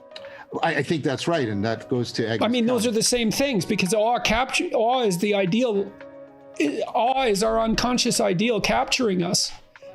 Think about it. It's the spirit within. So imagine this. You already admitted, so to speak, that we're, canonic representations of the central animating spirit of the ages. And that speaks from our unconscious, because it's embodied within us, and then it finds its grip on us in awe, in admiration. Would you say though, so there's a question, like, would you say that it's not only the unconscious within us, but the unconscious without us? Because I think what awe is doing is disclosing. It's the unconscious in the books behind you. Yes, and also the unconscious in the world, because I think part of what we're I think we got too locked into the notion of the sacred as perfection, completion. This is one of my critiques of Plato, although I'm normally a lover of Plato. And I think you can see in the mystics and in many traditions, this is a claim I can back up, but I'm just going to throw it out there. Right, even in Jonathan's tradition, Eastern Orthodoxy, is the sacred the good becoming better? Well, the sacred is an inexhaustibleness, right? Yes, that's why I'm asking that question. Yes. Because when I've had visions of heaven is a place that's perfect and getting better. Okay. Let me give you my sense. The place where I don't have visions, but the place where I experience what I'm talking about. I wouldn't recommend them necessarily. Yeah. Well, I mean, we can compare altered states of consciousness another time, perhaps. Yeah. Okay. You'd really like to do that, would you? Well, let me just the point I was making. So for me, go on before on to another universe, you mean? yeah. See, for me, I tell people that Plato is sacred, which does not mean I can't question him. It does not mean that I can't disagree with him. It means the following: Plato transforms me. I go out and live my life for a while. The world then changes me because of the way I've been changed. I come back and I see things in Plato I didn't see before. And then I go back to the world. The thing is, the Bible does that for people. Yes, and that's why the Bible is sacred. And what Plato, I think, argues, and what Taoism argues, and I think Christianity argues, where there's also the book of nature. There's always the two books of Revelation. You can actually experience that with respect to nature. I don't particularly like that term, but you can experience that with, where the world is sacred. Introverts do that in particular. That's a hypothesis of mine. I don't have evidence for it, but I've noticed my introverted clients need to be renewed by nature, and that it's something that seems, so if extroversion is adaptation for the social world, is it, in some sense, is it possible that introversion is adaptation for the natural world? That strikes me as a plausible hypothesis. I mean, that strikes me as... all you introverts out there, you could tell me, if you're introverted, do you find sustenance in nature differentially? Because I don't think it's true for extroverts. They want to party and be with other people. Yeah, but there's, sorry, when you said all you introverts out there, I remember somebody, a former partner, she gave me in a group, all you introverts. Yeah. She gave me a poster. She said, it was like a propaganda poster, introverts of the world unite quietly alone in your room. Right?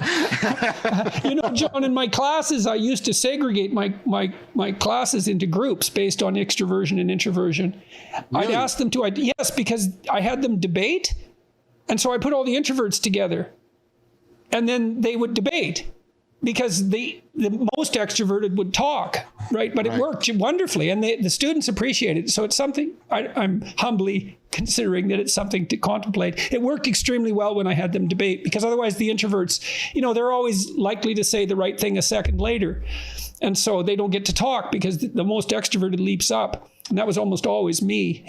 The most extroverted leaps up and says the thing. That's really helpful to me, because I'm trying to understand this machinery of dialogos, and I'm trying to understand the things that come in. Obviously, there's the cognitive factors, there's attachment factors. I hadn't given enough thought to personality factors. That's good. That's very good. Thank you.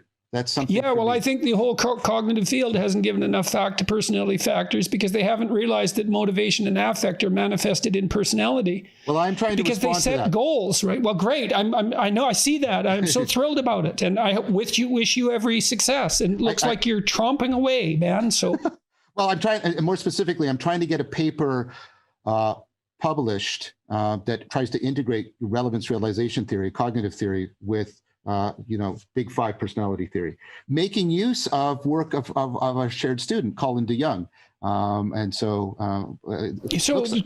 Tell me about that.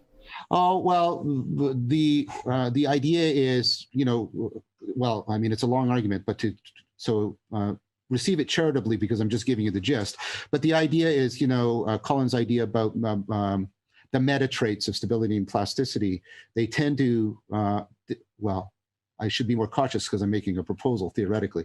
A plausible way of understanding that is that they map onto the meta constraints that are working within relevance realization of efficiency and resiliency. And so you can see in a lot of machine learning that what you're doing is trying to get the system to improve its problem-solving learning ability by constantly trading between efficiency and resiliency, and that tends to, push towards stability. And is that a consequence of the fact that when machines were taught to identify penguins or birds and fish, and then they were given a penguin, it blew the prediction system? It goes way back. It goes back to Geoffrey Hinton. Because that's where I derived the idea from, the difference between plasticity and stability to begin with. So you heard that? Did you? I derived the idea from the sources that you're citing as its corollaries. That's great. It was from Greenberg, I think. That's very convergent. So thank you for that. Right? Yeah. Okay. I mean, and you might want to know that, because he was a colleague of both of ours, Geoffrey Hinton at U of T. I mean, that basic idea, what the paper I published on relevance realization in 2012 basically attributes that core idea to him in his wake sleep algorithm for deep learning. So long story short is and you're reinforcing it, which thank you, I appreciate that. There's this growing convergence between sort of what machine learning is saying about, opponent processing, and then, what personality theory is saying about the kind of opponent processing between stability and plasticity. And so and then what we're trying to do is say, right, we can take sort of embodied cognitive science and properly integrate those together. And then there's an additional idea, which is that personality, might be an aspect of which it's affording not only individual cognition, but it might be, and this goes back to your classroom example, I think, it might be also a way of affording distributed cognition, improving relevance realization, because you can see the various traits as moving subpopulations to emphasize stability, others to open things up. And so personality is simultaneously helping to glue cognition together within the individual, but also glue distributed cognition together, which goes back to your point about the role of personality, right? That would explain to some degree the existence of the niches because imagine that there's niches, obviously, that these personalities fill, because otherwise they wouldn't be useful. And exactly. The niches are valuable. Your claim in some sense is that the niches are valuable because they both expand and stabilize the map. The analogy to biological selection is intended in the work. So you're picking up on it very. Yeah, it has to be if you're thinking. Well, it has to be if your thinking is going to go anywhere, right? I think so too. Yeah. Well, this is why I was interested in your reaction to the idea that, we're selecting on the basis of logos, because that's you've been talking about the metaphysical status of consciousness, and that's what drove me to bring that issue up, because the issue of God, in some sense, hinges on the issue of the metaphysical significance of consciousness. That's what it looks like to me. That's right. Do you think that's right? I think it's right in that this way. It depends. I mean, I don't want to do the simple party trick of, well, it depends what you mean by God. But what I'm saying is, very funny. I think there. I don't. Or think, real. It depends on what you mean by real. But when you ask questions like that, is God real? It depends on just as much on what you think is real as what you're asking about God. Exactly. So, and here's what I will say as a claim. I do not think we are going to solve, and I mean that in cognitive scientific terms, the problem of consciousness without addressing fundamental ontology. I've been arguing for that in my courses. Because that's where the consciousness field studies has got it wrong. Consciousness isn't the fundamental mystery. Reality is the fundamental mystery. And the secondary mystery is the relationship between consciousness and reality. Because is it a primary relationship? That's the fundamental ontological question.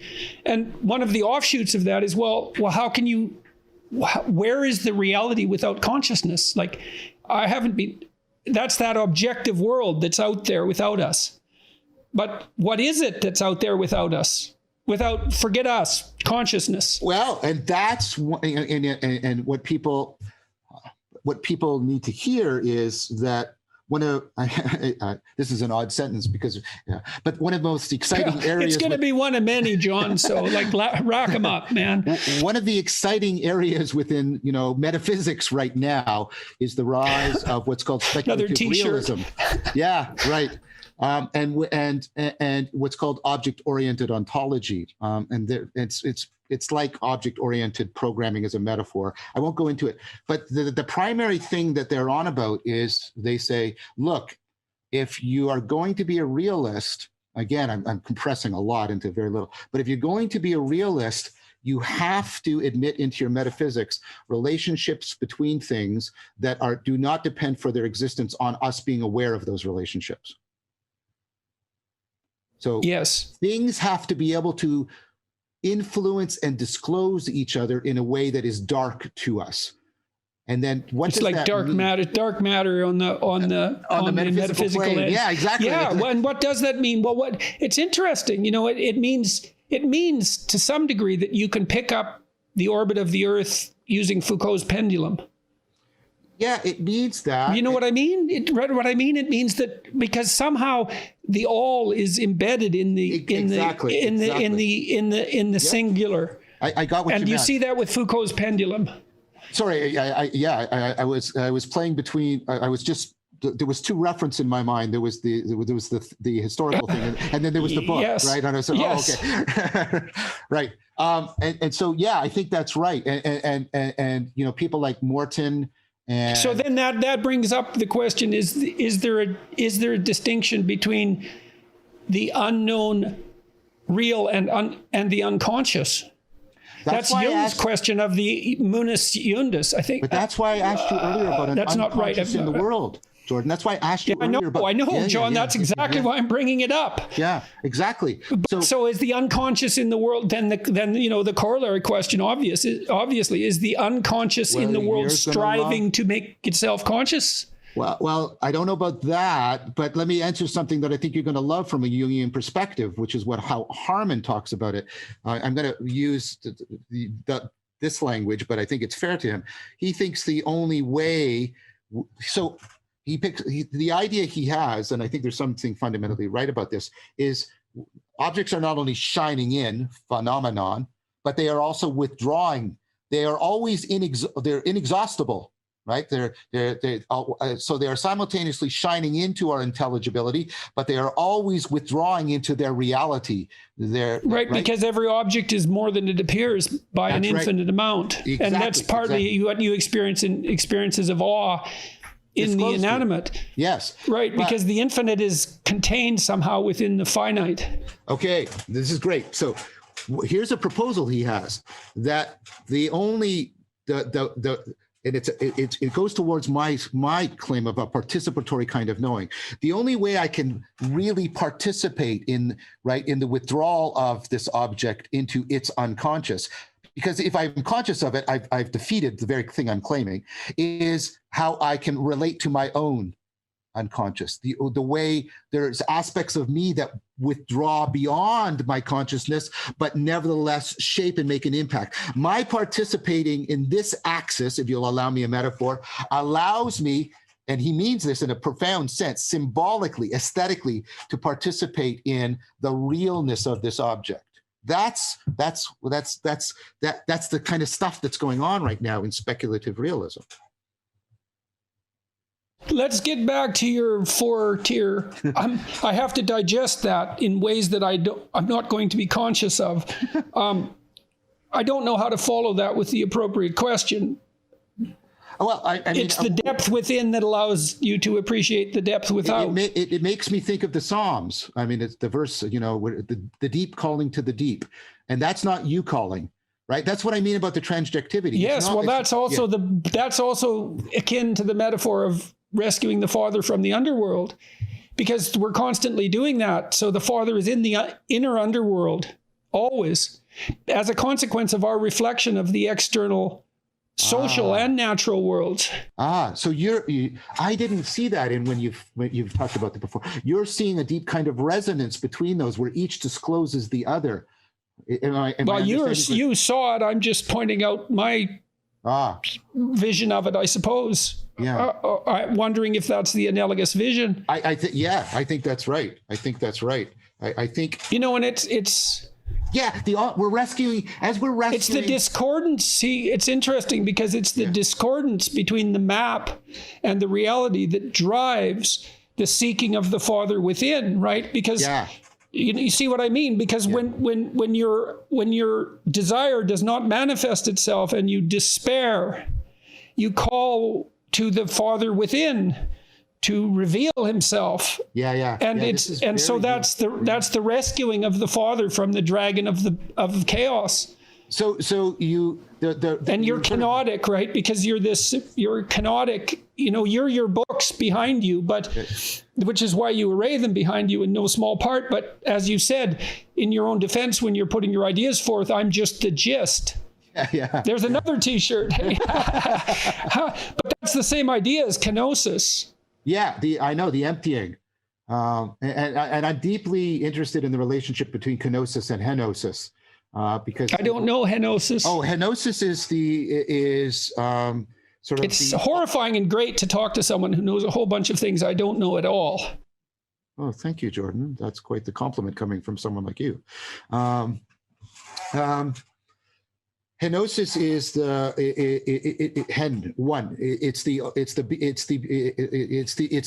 it's the summation of the Neoplatonic anagogy, the Neoplatonic ascent, whereby the one within you becomes one with the one without until there is only the one.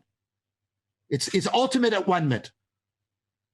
And also it has the sense of atonement because it's the ultimate healing of that which is most existentially distressing to us, which is our being separated from the ground of reality within and the ground of reality without, and also separating those. Yes, so that is what is most existentially distressing to us. You agree with that? Yes. So that's why I titled my next book the title that I am titling it, which is We Who Wrestle with God, because that's our fundamental problem, is that dissociation. But I believe that's the case. So that calls something forth for me now, the wrestling. But then that means that okay, please go ahead with that first. What I was going to say is, we're talking about this bivalence of how reality presents to itself. This is Heidegger's big thing, right? And there's a sense in which it shines into our intelligibility, forth, but it also withdraws, right? It withdraws into its moreness. It shines with its suchness, and it withdraws into its moreness.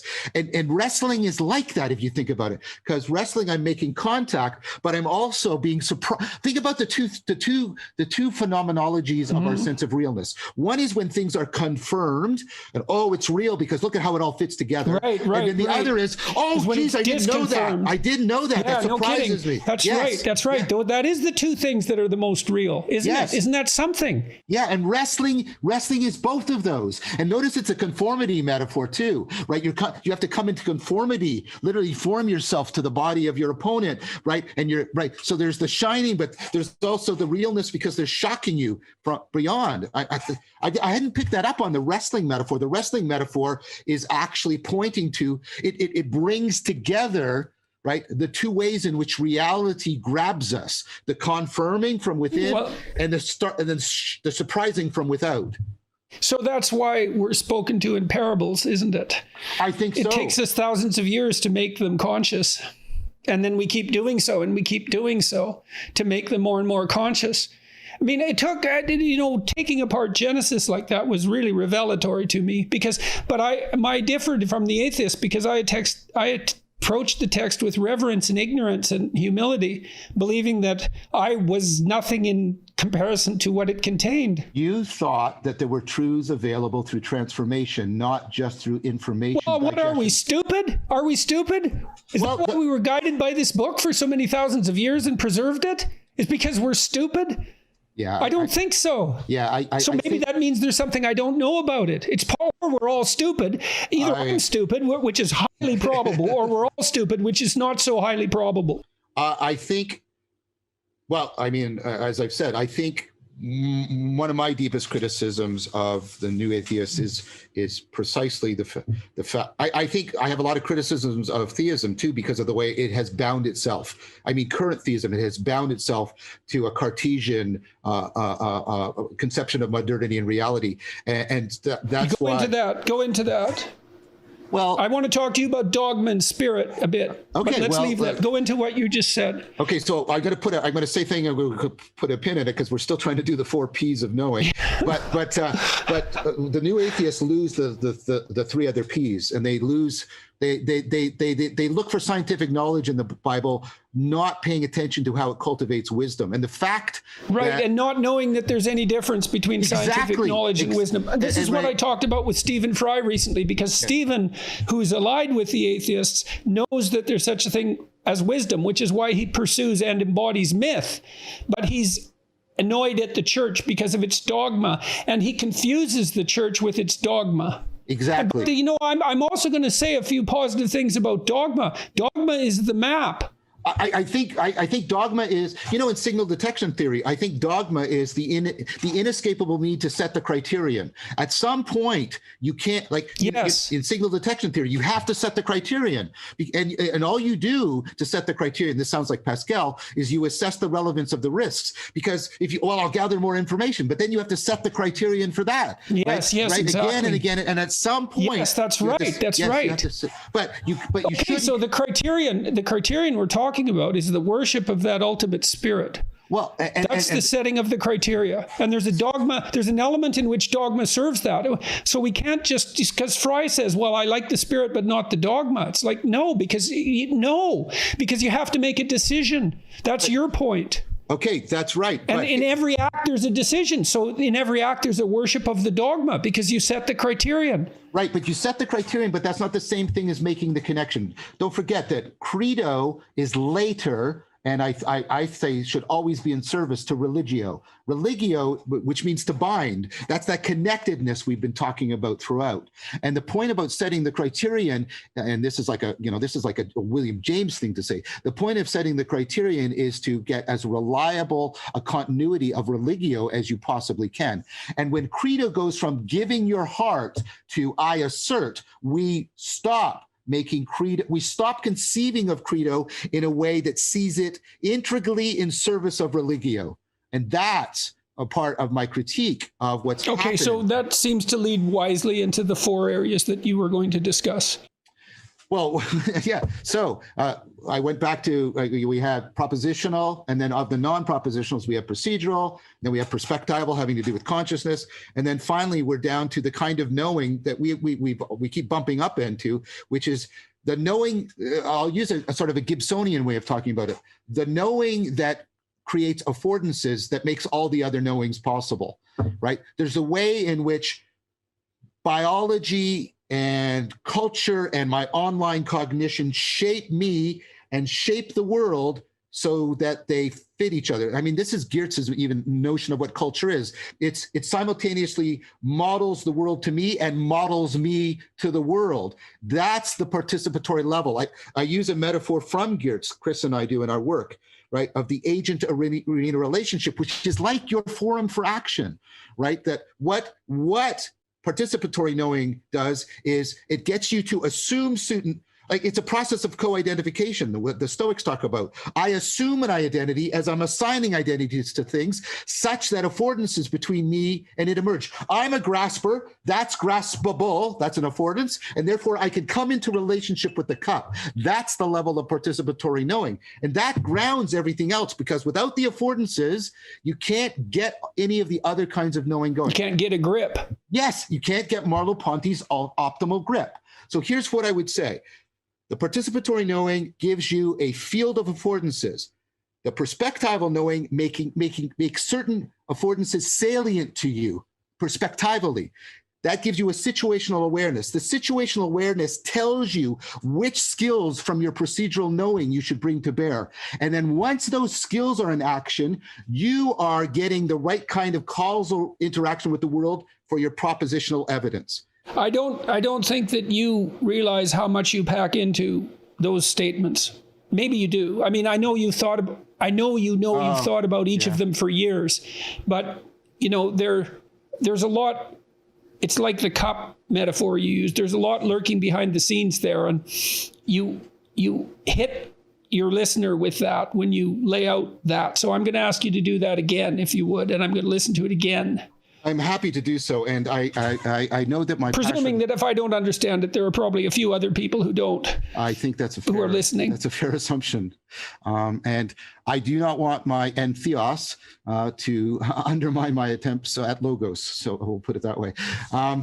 So the participatory knowing. We participate in affordances. It generates a field of affordances for us. Okay, so let me stop you there. Okay, so my value structure determines what field of affordances manifests itself to me.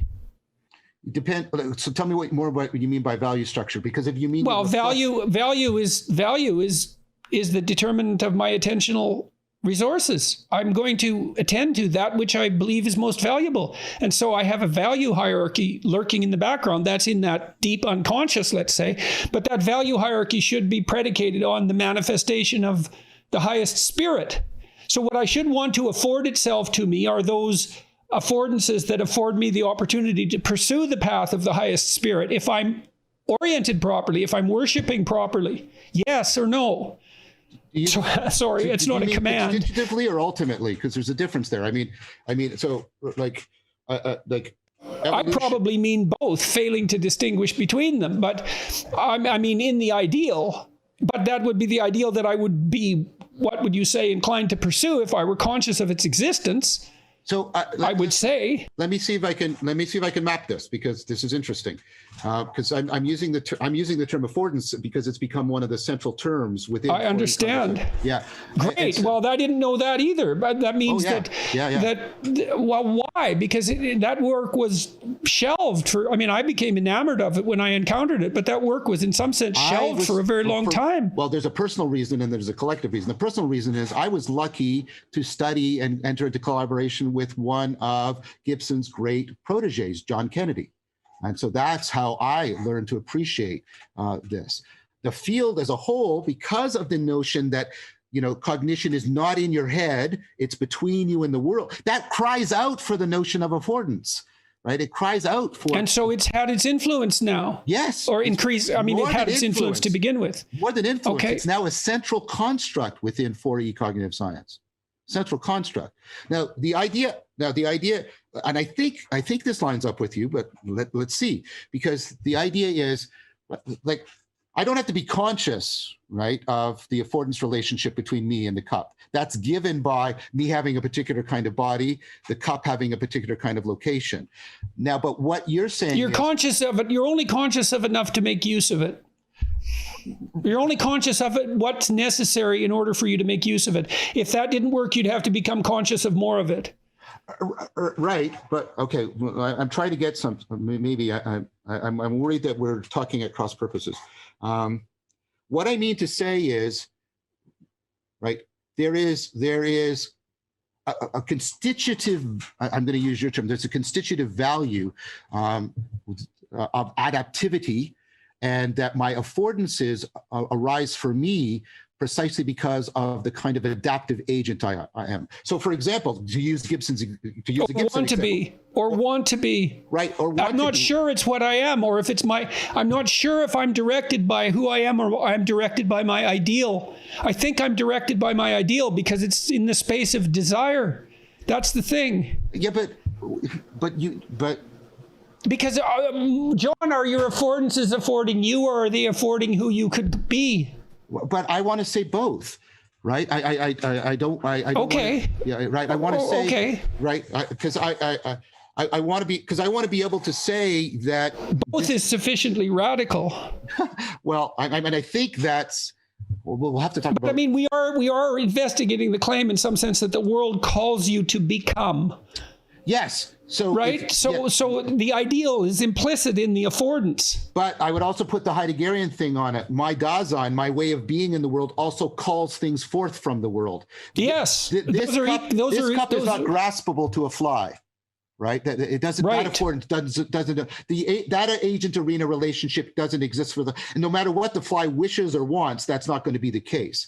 I want to say that there are things that are the case for me that play a constitutive role in the affordances that are available to me. That's what I want to emphasize. Yes, well, that's the dogma element as well. Perhaps. That's the element of structure. It's the element of setting the criterion. It's the element of what already is.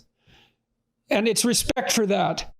But it's also the element of that the world is also shaped independently of me, sometimes by culture, sometimes by technology, but sometimes by nature itself, such that I can make a purchase on the world. I want to resist the romantic notion that the world is a blank slate that I simply express myself upon. The world has its own structure that constrains and puts demands on me. So and sometimes we work with that. Like if this as revealed in our errors. Yeah, well, yeah, exactly. And if this if this cup didn't have what Spinoza would call its kinetis, its structure, its resistance to force, I couldn't use it to hold water, etc. That's what I meant.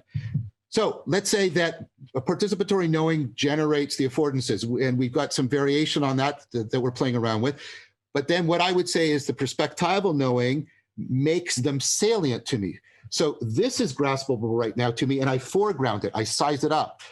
I salience landscape around it. It's present to me now in the way that other affordances are not present to me. Okay, why is that different than what we just discussed? I don't think it's different, but what I wanted to make room for was a distinction between them, because I wanted there to. I mean, I think you would agree with it. I wanted there to be an unconscious level at which we know the world, at which the world and I are being co-shaped together.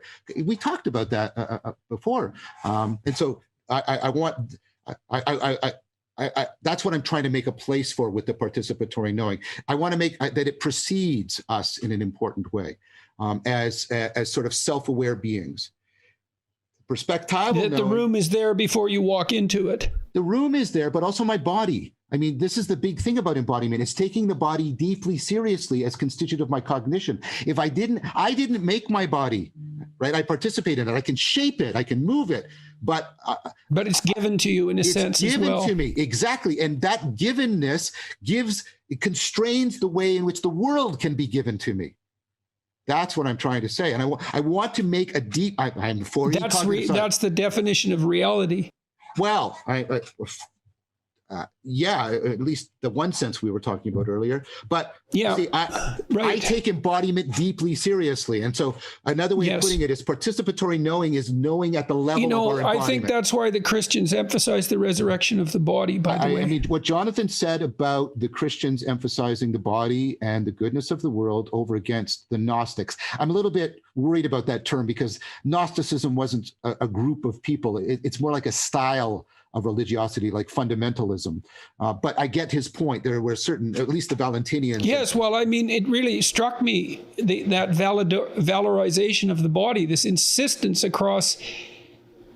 And this is something, again, I would say that the new atheists don't appreciate at all. It's like, well, the resurrection of the body. Well, what does that mean? It means profound respect for the body. It means attributing to the body the value of the spirit.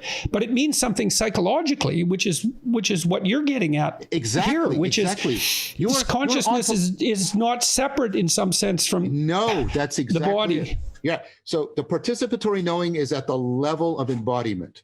And then your consciousness, your state of mind, makes certain affordances salient to you. That's what situational awareness is. That's what the whole psychology of situational awareness is. Like, how do people pick up on the affordances that are available? How do they make them present? How do they also present themselves to it, right? That co-presencing. And that's what you're looking, and it's funny, talk about realness. That's what you're looking for in the video game. It's not verisimilitude that predicts that sense of presence, or how real the game is. Right. Well, you can tell that if you watch The Simpsons. Or play Tetris. Tetris reliably gives people a sense of presence. It's not based on verisimilitude. What it is they're getting into a flow state. They're picking up on affordances. They're making them salient. They're getting a dynamic, flowing situation. Music does that too. Yes, exactly. And music is how we do serious play with our salience landscaping. Okay, so now he says as a casual aside. So that's the perspectival knowing. Once we have situational awareness, what does situational awareness do? Situational awareness basically tells you which skills should you bring to bear. Is swimming relevant here? Well, no. Well, how do I know? My situational awareness. So the perspectival That's your ability knowing, to read the story. Well, yes, right, exactly. So which skills should you bring to bear? That's the procedural knowing. Once you've got your skills engaged, and this is the fundamental point of the pragmatist, right? That it's also, it's your skilled activity that undergirds your propositional. Once the procedural knowledge is properly engaged, then... That's what understand means. Yes, right? Exactly. Yes. So that's what I'm doing. You see, I'm trying to build it up, participatory, right, into perspectival, into procedural, into propositional. And the new atheists and modernity and all of this stuff is locked in a propositional tyranny, and it's cut us off from all of this. And cutting us off from this cuts us off from the body, cuts us off from the primary connection. And that propositional tyranny, is that best encapsulated in the idea that there's nothing outside the text? Well, I think that's right. Except, you see, what so I've read Derrida deeply, right? Except, right, and Derrida, I forget who wrote the book Semiological Reductionism. He's open to this kind of critique. Derrida, of course, has something outside of the text, which is difference itself, right? And that's the whole point. Difference can't be captured in the text. It can't be separated from the text. But so he has this doorway, and that's why he gets attracted so much to negative theology. That's why I would argue that's why. Negative theology, what do you mean? So negative theology was part of Neoplatonic Christianity, heavily influenced by the ineffable experiences that people have within mystical experiences, which is ultimate. And it's also based on a critique of, you shouldn't think of God as a thing, right? This is the no-thingness of God, not the nothingness, the no-thingness. We should also talk about the confusion of those contributes to nihilism, but we'll maybe come back to that another day. Right. So the idea of negative theology is you fundamentally, I wonder if this is like Jung's circumambulation. You fundamentally understand God by saying what God is not, but not, of course, randomly. Right. What you're trying to do is. Oh, that's sort of like the God of the gaps. Well, no. Oh, sorry. No, don't apologize. We're friends talking. Well, I don't want to derail the conversation. So it's been like this, and it's been wonderful. It feels to me like doing Tai Chi. It's more of a recognition of not of the God of the gaps, but of a recognition how our categorical scheme is always inadequate. So, for example, is God an object? Well, no, that's wrong. Is God a subject like the way we are? No, that's wrong too. That's inadequate. Right. So God escapes our categorical. Right. God is by definition, in some sense, what escapes our categories. Because God is supposed to be the grounding of the intelligibility that makes the categorical scheme possible. At least that's right. But God's also present within the category scheme if it's set up properly. So. Right. So the point about negative theology, that's why it's not just the God of the gaps. The point is to see within the category, that it's present within the categories, but it's not capturable within the categories. That's what you're trying to do. The category, the reality supersedes the categories, which is why you're not supposed to make idols. Why you're not supposed to make representations of God. You can make icons. To summon Jonathan back into the conversation one more time, you can make icons, right? And you got Jean-Luc Marien's distinction between the idol and the icon. What's the distinction? The distinction. The icon does not capture God. Right. That's exactly it. That's an artwork. So an artwork is an icon. Exactly. And a propaganda is an idol. Yes, I would agree with both of those statements. Well, isn't that something? Because they're really, in some sense, far astray, aren't they? But they do map, and so how cool is that? So art is the icon. How cool. And propaganda is the idol. Exactly, man. And I had these paintings in my house, and they were melds of the icon and the idol. Well, right, because there's all this socialist realism. I have 200 pieces of socialist realism, watching the icon and the idol fight with each other. Well, and the problem is they are. And I want to get the etymology of this word. They, at a superficial level of similarity, they can easily be confused. They can easily be confused. Okay. So, yes. Well, and I would say they will inevitably confused in the absence of God. Well, because propaganda, like this is something I've been working out too, John, is that we make religious the next thing on the hierarchy if we don't give to what is religious its proper place. And I think the new atheists are beginning to realize this. It's like, oh, look at that. We didn't eradicate the religious spirit. No, it just moved somewhere else. It just moves somewhere and becomes pathologized by its association with that. This is Tillich's critique of ideology. Of ideology, because I think ideology is a form of idolatry. But this is Tillich's critique of idolatry, which is precise. We cannot, and I think you've said things along this discussion that point to this. We cannot abandon our ultimate concern, right? That's his way Yes, of that's right. We can't. No, we can't. And so this isn't a negative this isn't a negative definition of God either, because to get back to your negative theology point, I've been concentrating in my thought recently on the positive attributes of God. Yep. And so, like the drive towards unity and the motivational hierarchy. That is so Neoplatonic, Jordan. I mean, my gosh, that is so Neoplatonic. Well, you know, we're all unconscious avatars of great philosophers, and some less unconscious than others, but it's still there. And so, but you can't do away with that drive to unity, and in some sense, you also can't critique it, because when we say the good, we assume that there's a unity between goods. I think, yeah, this is Plotinus's transmoral notion of the good, and you and Jonathan talked about the transmoral notion that there's, right, he says, look, any sort of moral or aesthetic goodness is ultimately based on the goodness of being. And he says, when are we attributing being? He says, we attribute being the more we find that there's a oneness of something. And when we understand, we are bringing things. So the knowledge is a process of oneness, and what we're doing is we're conforming to the reality, which being is a process of wanting. And when those are at one, that is when the heart starts to rest from its suffering. And I think there's something fundamentally right about that. Can I ask you something, because I think I'm getting you, and what I heard you saying is, like, let's take the metaphor of the idol and the icon fused, and if there isn't something beyond them, you can't actually pull them apart. That's what I'm hearing you say. Yes, they collapse into one another. Yes. Look what happened with the deification of Stalin and Marx and Lenin and Mao. That's not accidental. It's inevitable. And we have the deification of celebrities, and we have the deification of products, and we have the deification of ideologies. And what I wanted to say, but just before we lose the thread of Derrida, is for Derrida, you know how we were talking about how it's trans-categorical, but also present within the. That's what difference is, at least my reading of Derrida. It's within the text, but it's also points to that which can't be reduced or captured in the text. That's why I think because otherwise, like, why is he attracted to negative theology? What's going on there? What's the interest?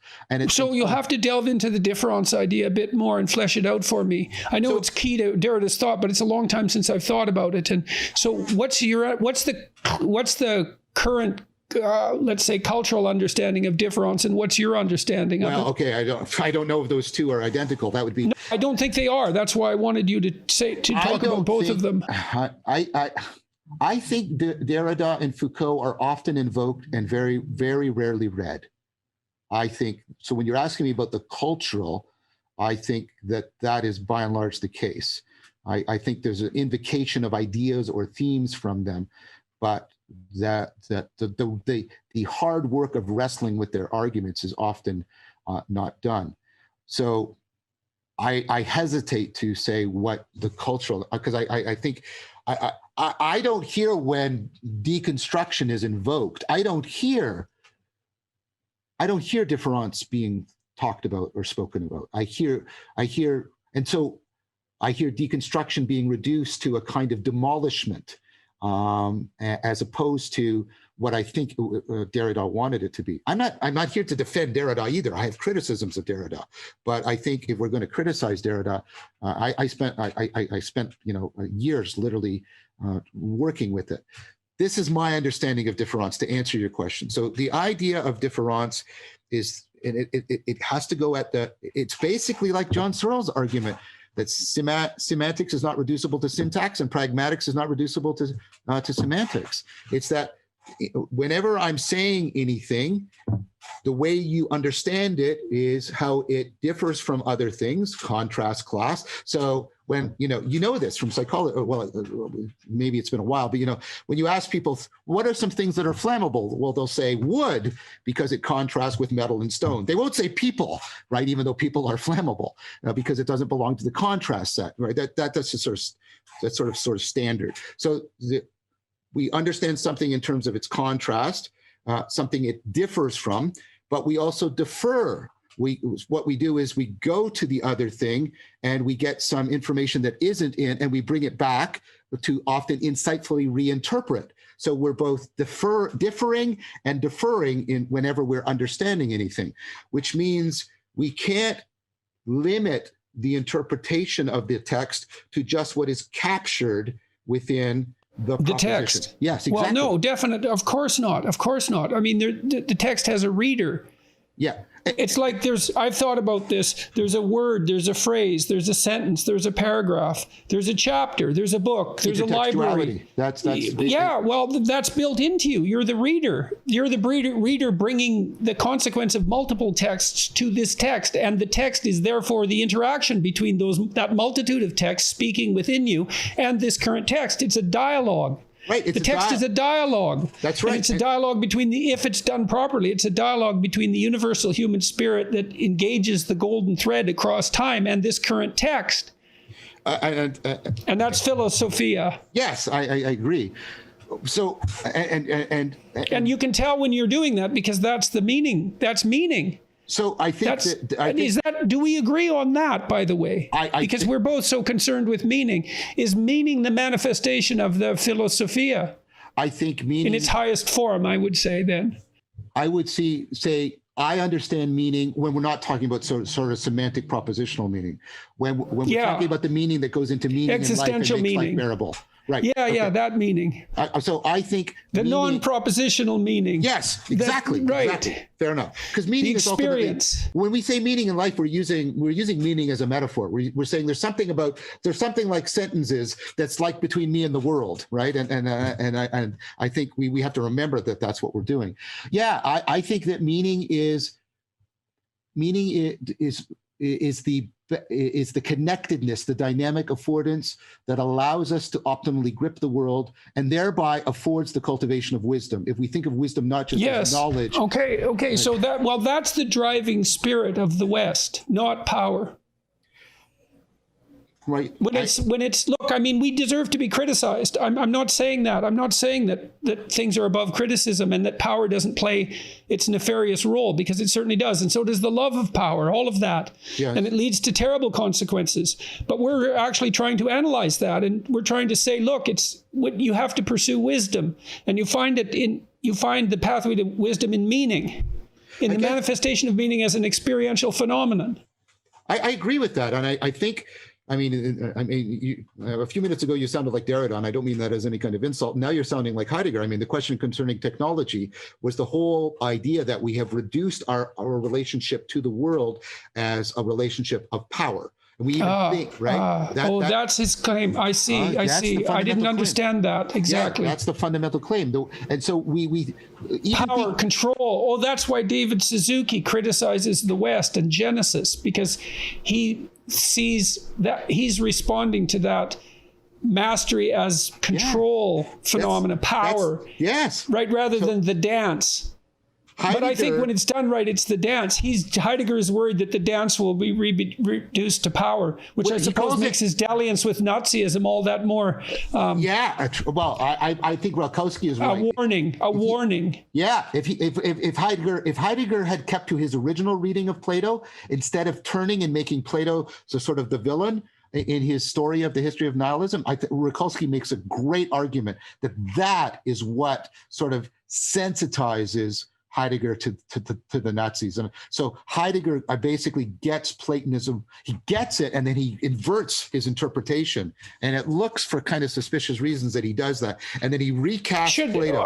I also wonder, too, should we take Heidegger's turning to Nazism as an indication of his corruption, or as a dreadful warning about the dreadful attractiveness of precisely such things to the unprepared mind? Well, I mean, Heidegger's a mind to be contend with, so that's a terrible warning.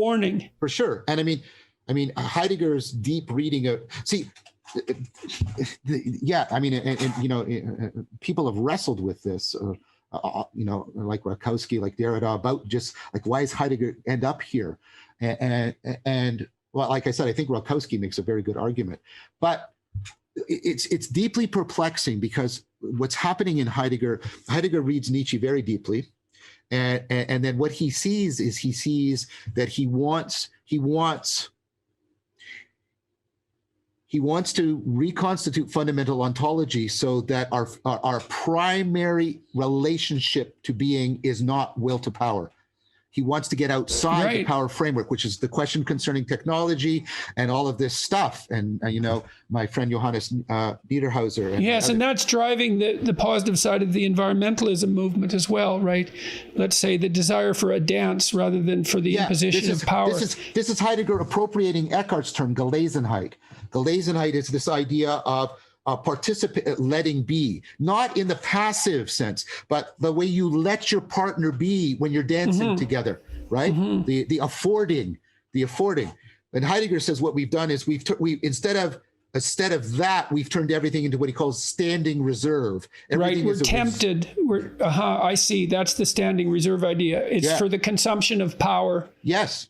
And then our only relationship, and this is Fromm's critique, right? The modal confusion that we are trapped in the having mode. But you'd say then it would be a propositional materialism that would lead to that outcome, because if it's dead matter that we're dealing with, then that's the logical consequence of that. That's the logical moral consequence of that. What would you say? It's a stance that's supposed to be outside the moral world, right? So the objective world is dead material. Well, what do you do with dead material? You store it for. Are you not inevitably tempted to store it for the consumption of power? Exactly. That's you have.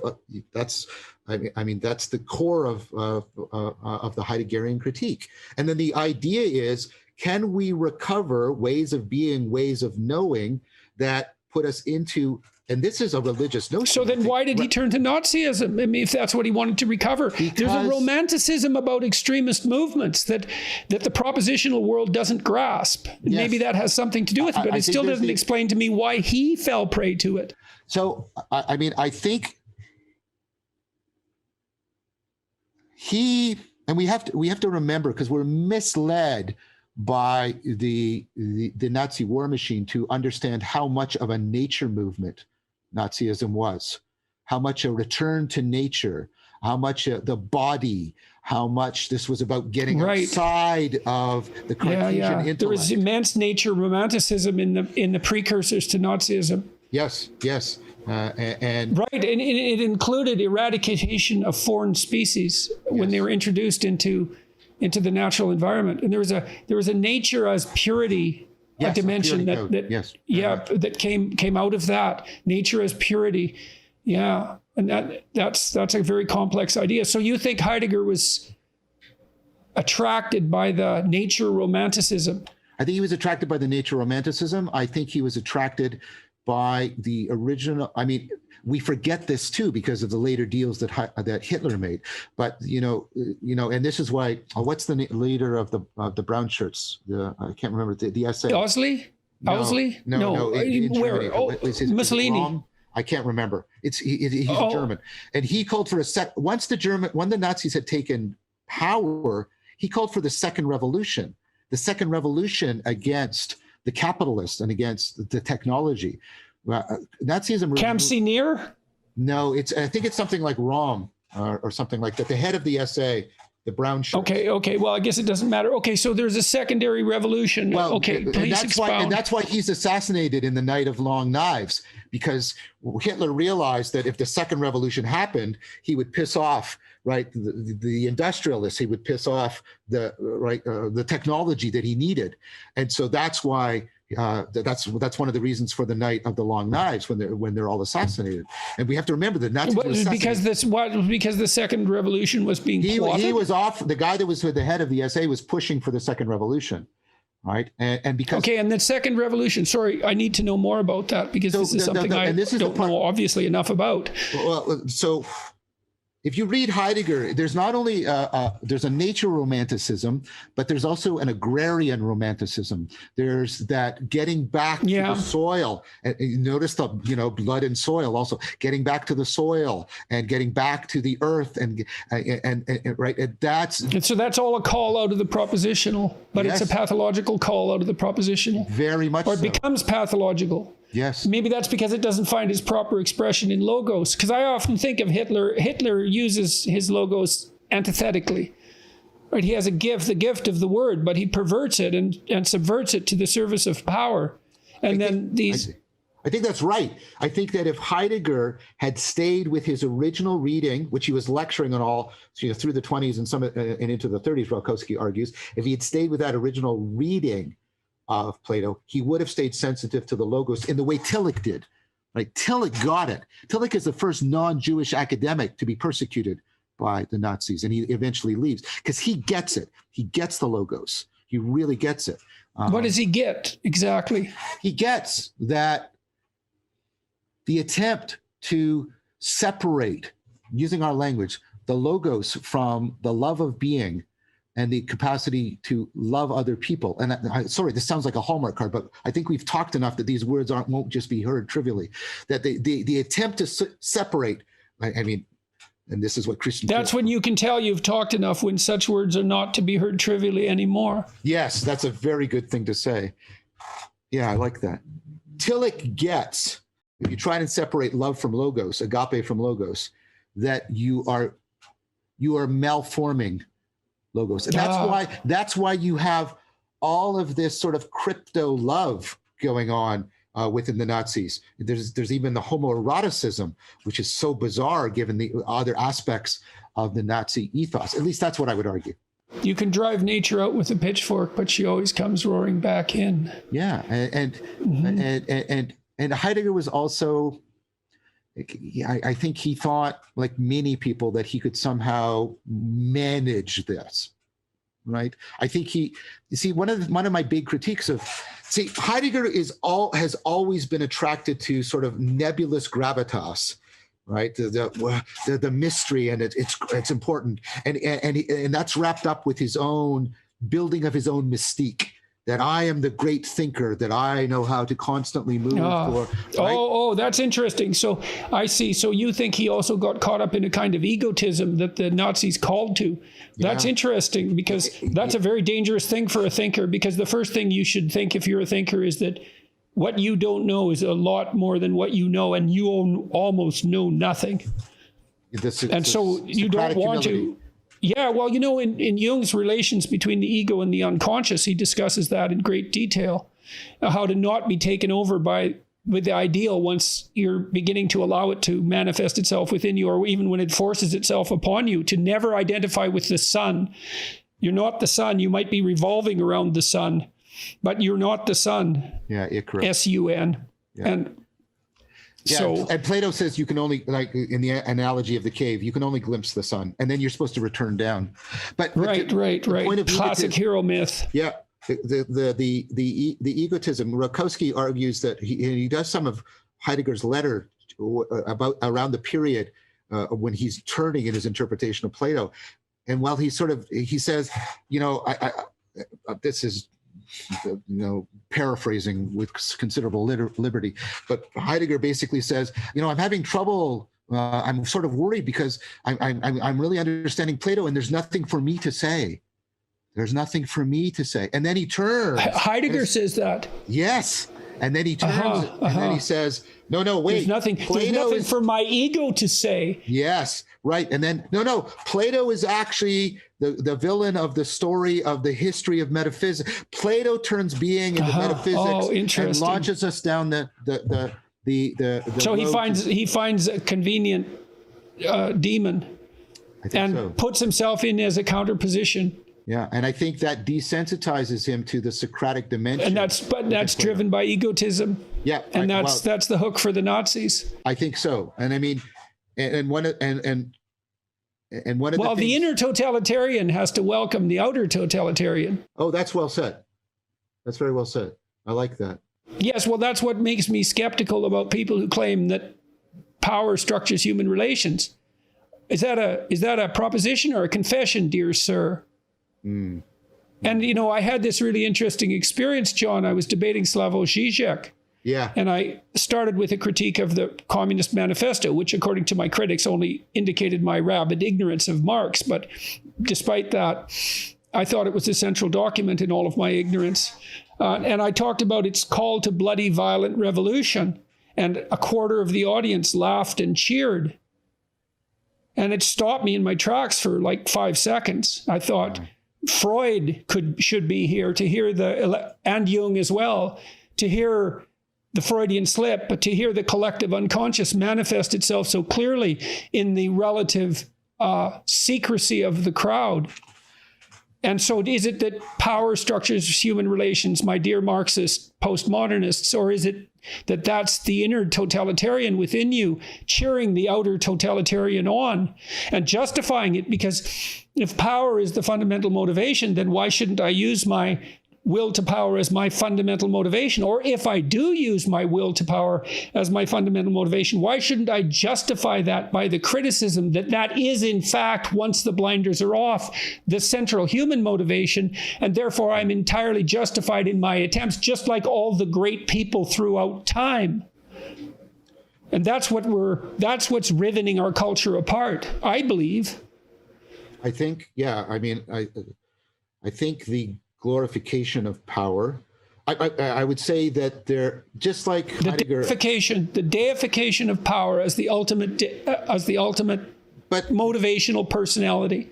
But I would say that has a considerable history, and I think it goes back to the rise of the scientific revolution and the understanding of God. I mean, it predates the scientific revolution. When you get the nominalism of Scotus and Occam, and say there are no real patterns in the world. You denude the world of logos, and then you understand yourself and God as will, right? That for me, and I talk about this in the series, that's there's a fundamental change. Look at how rapidly things, look at it by the time of Shakespeare. God is just this sort of this absurd power that's on the fringes of intelligibility, and that's somebody as sensitive to cultural depth as Shakespeare, and he's getting it. He's really getting it. It's like, what happened? Right, and if you're an author, by the way, you could equally say, I've read and understood Shakespeare. What is there left for me to say? Yes. And you'd be equally wrong and equally right. Yeah, I think so. I mean, I think that there has. When we talked about this around the notion of dogma, I mean, if you understand, if you don't understand faith, in the way it is in the Old Testament, faith is to be coupled to God, married to God. It's more like faithfulness than it is. The assertion of belief without evidence. Yes, definitely. But when you move to that notion of faith, and we now use the word belief, and we forget that it originally comes from the German beleben, right? Beleben, to give your heart to something. But we now understand it as assertion. And what is assertion? It is an act of will. So at the heart, right? At the heart even of our theology, we have the will to power. And that's why Heidegger's critique of Nietzsche, rather than the will to humility, or what Aquinas was trying to save, which is love. Right, love is when the will is moved by something outside of the will, or something like that. But that's why Heidegger's critique of Nietzsche is so profound. I mean, now to say something positive about Heidegger, right? Because Nietzsche says, well, here's this structure of Christianity, and all Nietzsche does is invert it. And the will to power is in both. And Heidegger says, no, you're still bound to it insofar as you're just negating it. What you have to do is, right, try to get outside of it. You have to break the shared presuppositions of both sides. I say something similar with, I think that I want to break free from the shared set of presupposition between the modern theists and the modern atheists. That's why I call myself a non-theist, because I think non-theism is the attempt to say the shared presuppositions are ultimately misframing our relationship with sacredness, and we need to get beyond them. And it's not only a philosophical argument. The mystics, I would say, converge in a position that's very much like non-theism. John, I'm going to stop us there. Yeah, that's fine. That's a fine closing statement, and good, because I'm done. Well, thank you very much. It's an inexhaustible conversation, and thank you. I appreciate you participating in it very much. Well, thank you for having me. And I've been a great proponent of yours. I mean that in the sense of noting the greatness that's in you, and seeing how it's manifested itself, especially in your relationship with your students, and noticing that, and Well, and having admiration and respect for that. and I respect your work, and I disagree with it in parts, but we've always been able to do that in a way that is born with affection and respect. Well, God, it's always nice to find someone who disagrees with your work who could help correct it. Exactly. Seeing the other. Thank God, man. Yeah. That's why I want to talk to you. I don't like being wrong. So, and I know you don't. And so, No, exactly. no doubt we're still both pretty wrong. Mostly so. If the Yes. history of science is something we should pay attention to, which we should. Yes, or the history of our own life, for that matter. Yeah. All right, John. Thank you very much. Take good care. We'll talk again, man. Definitely. I would like that. I would like that very much.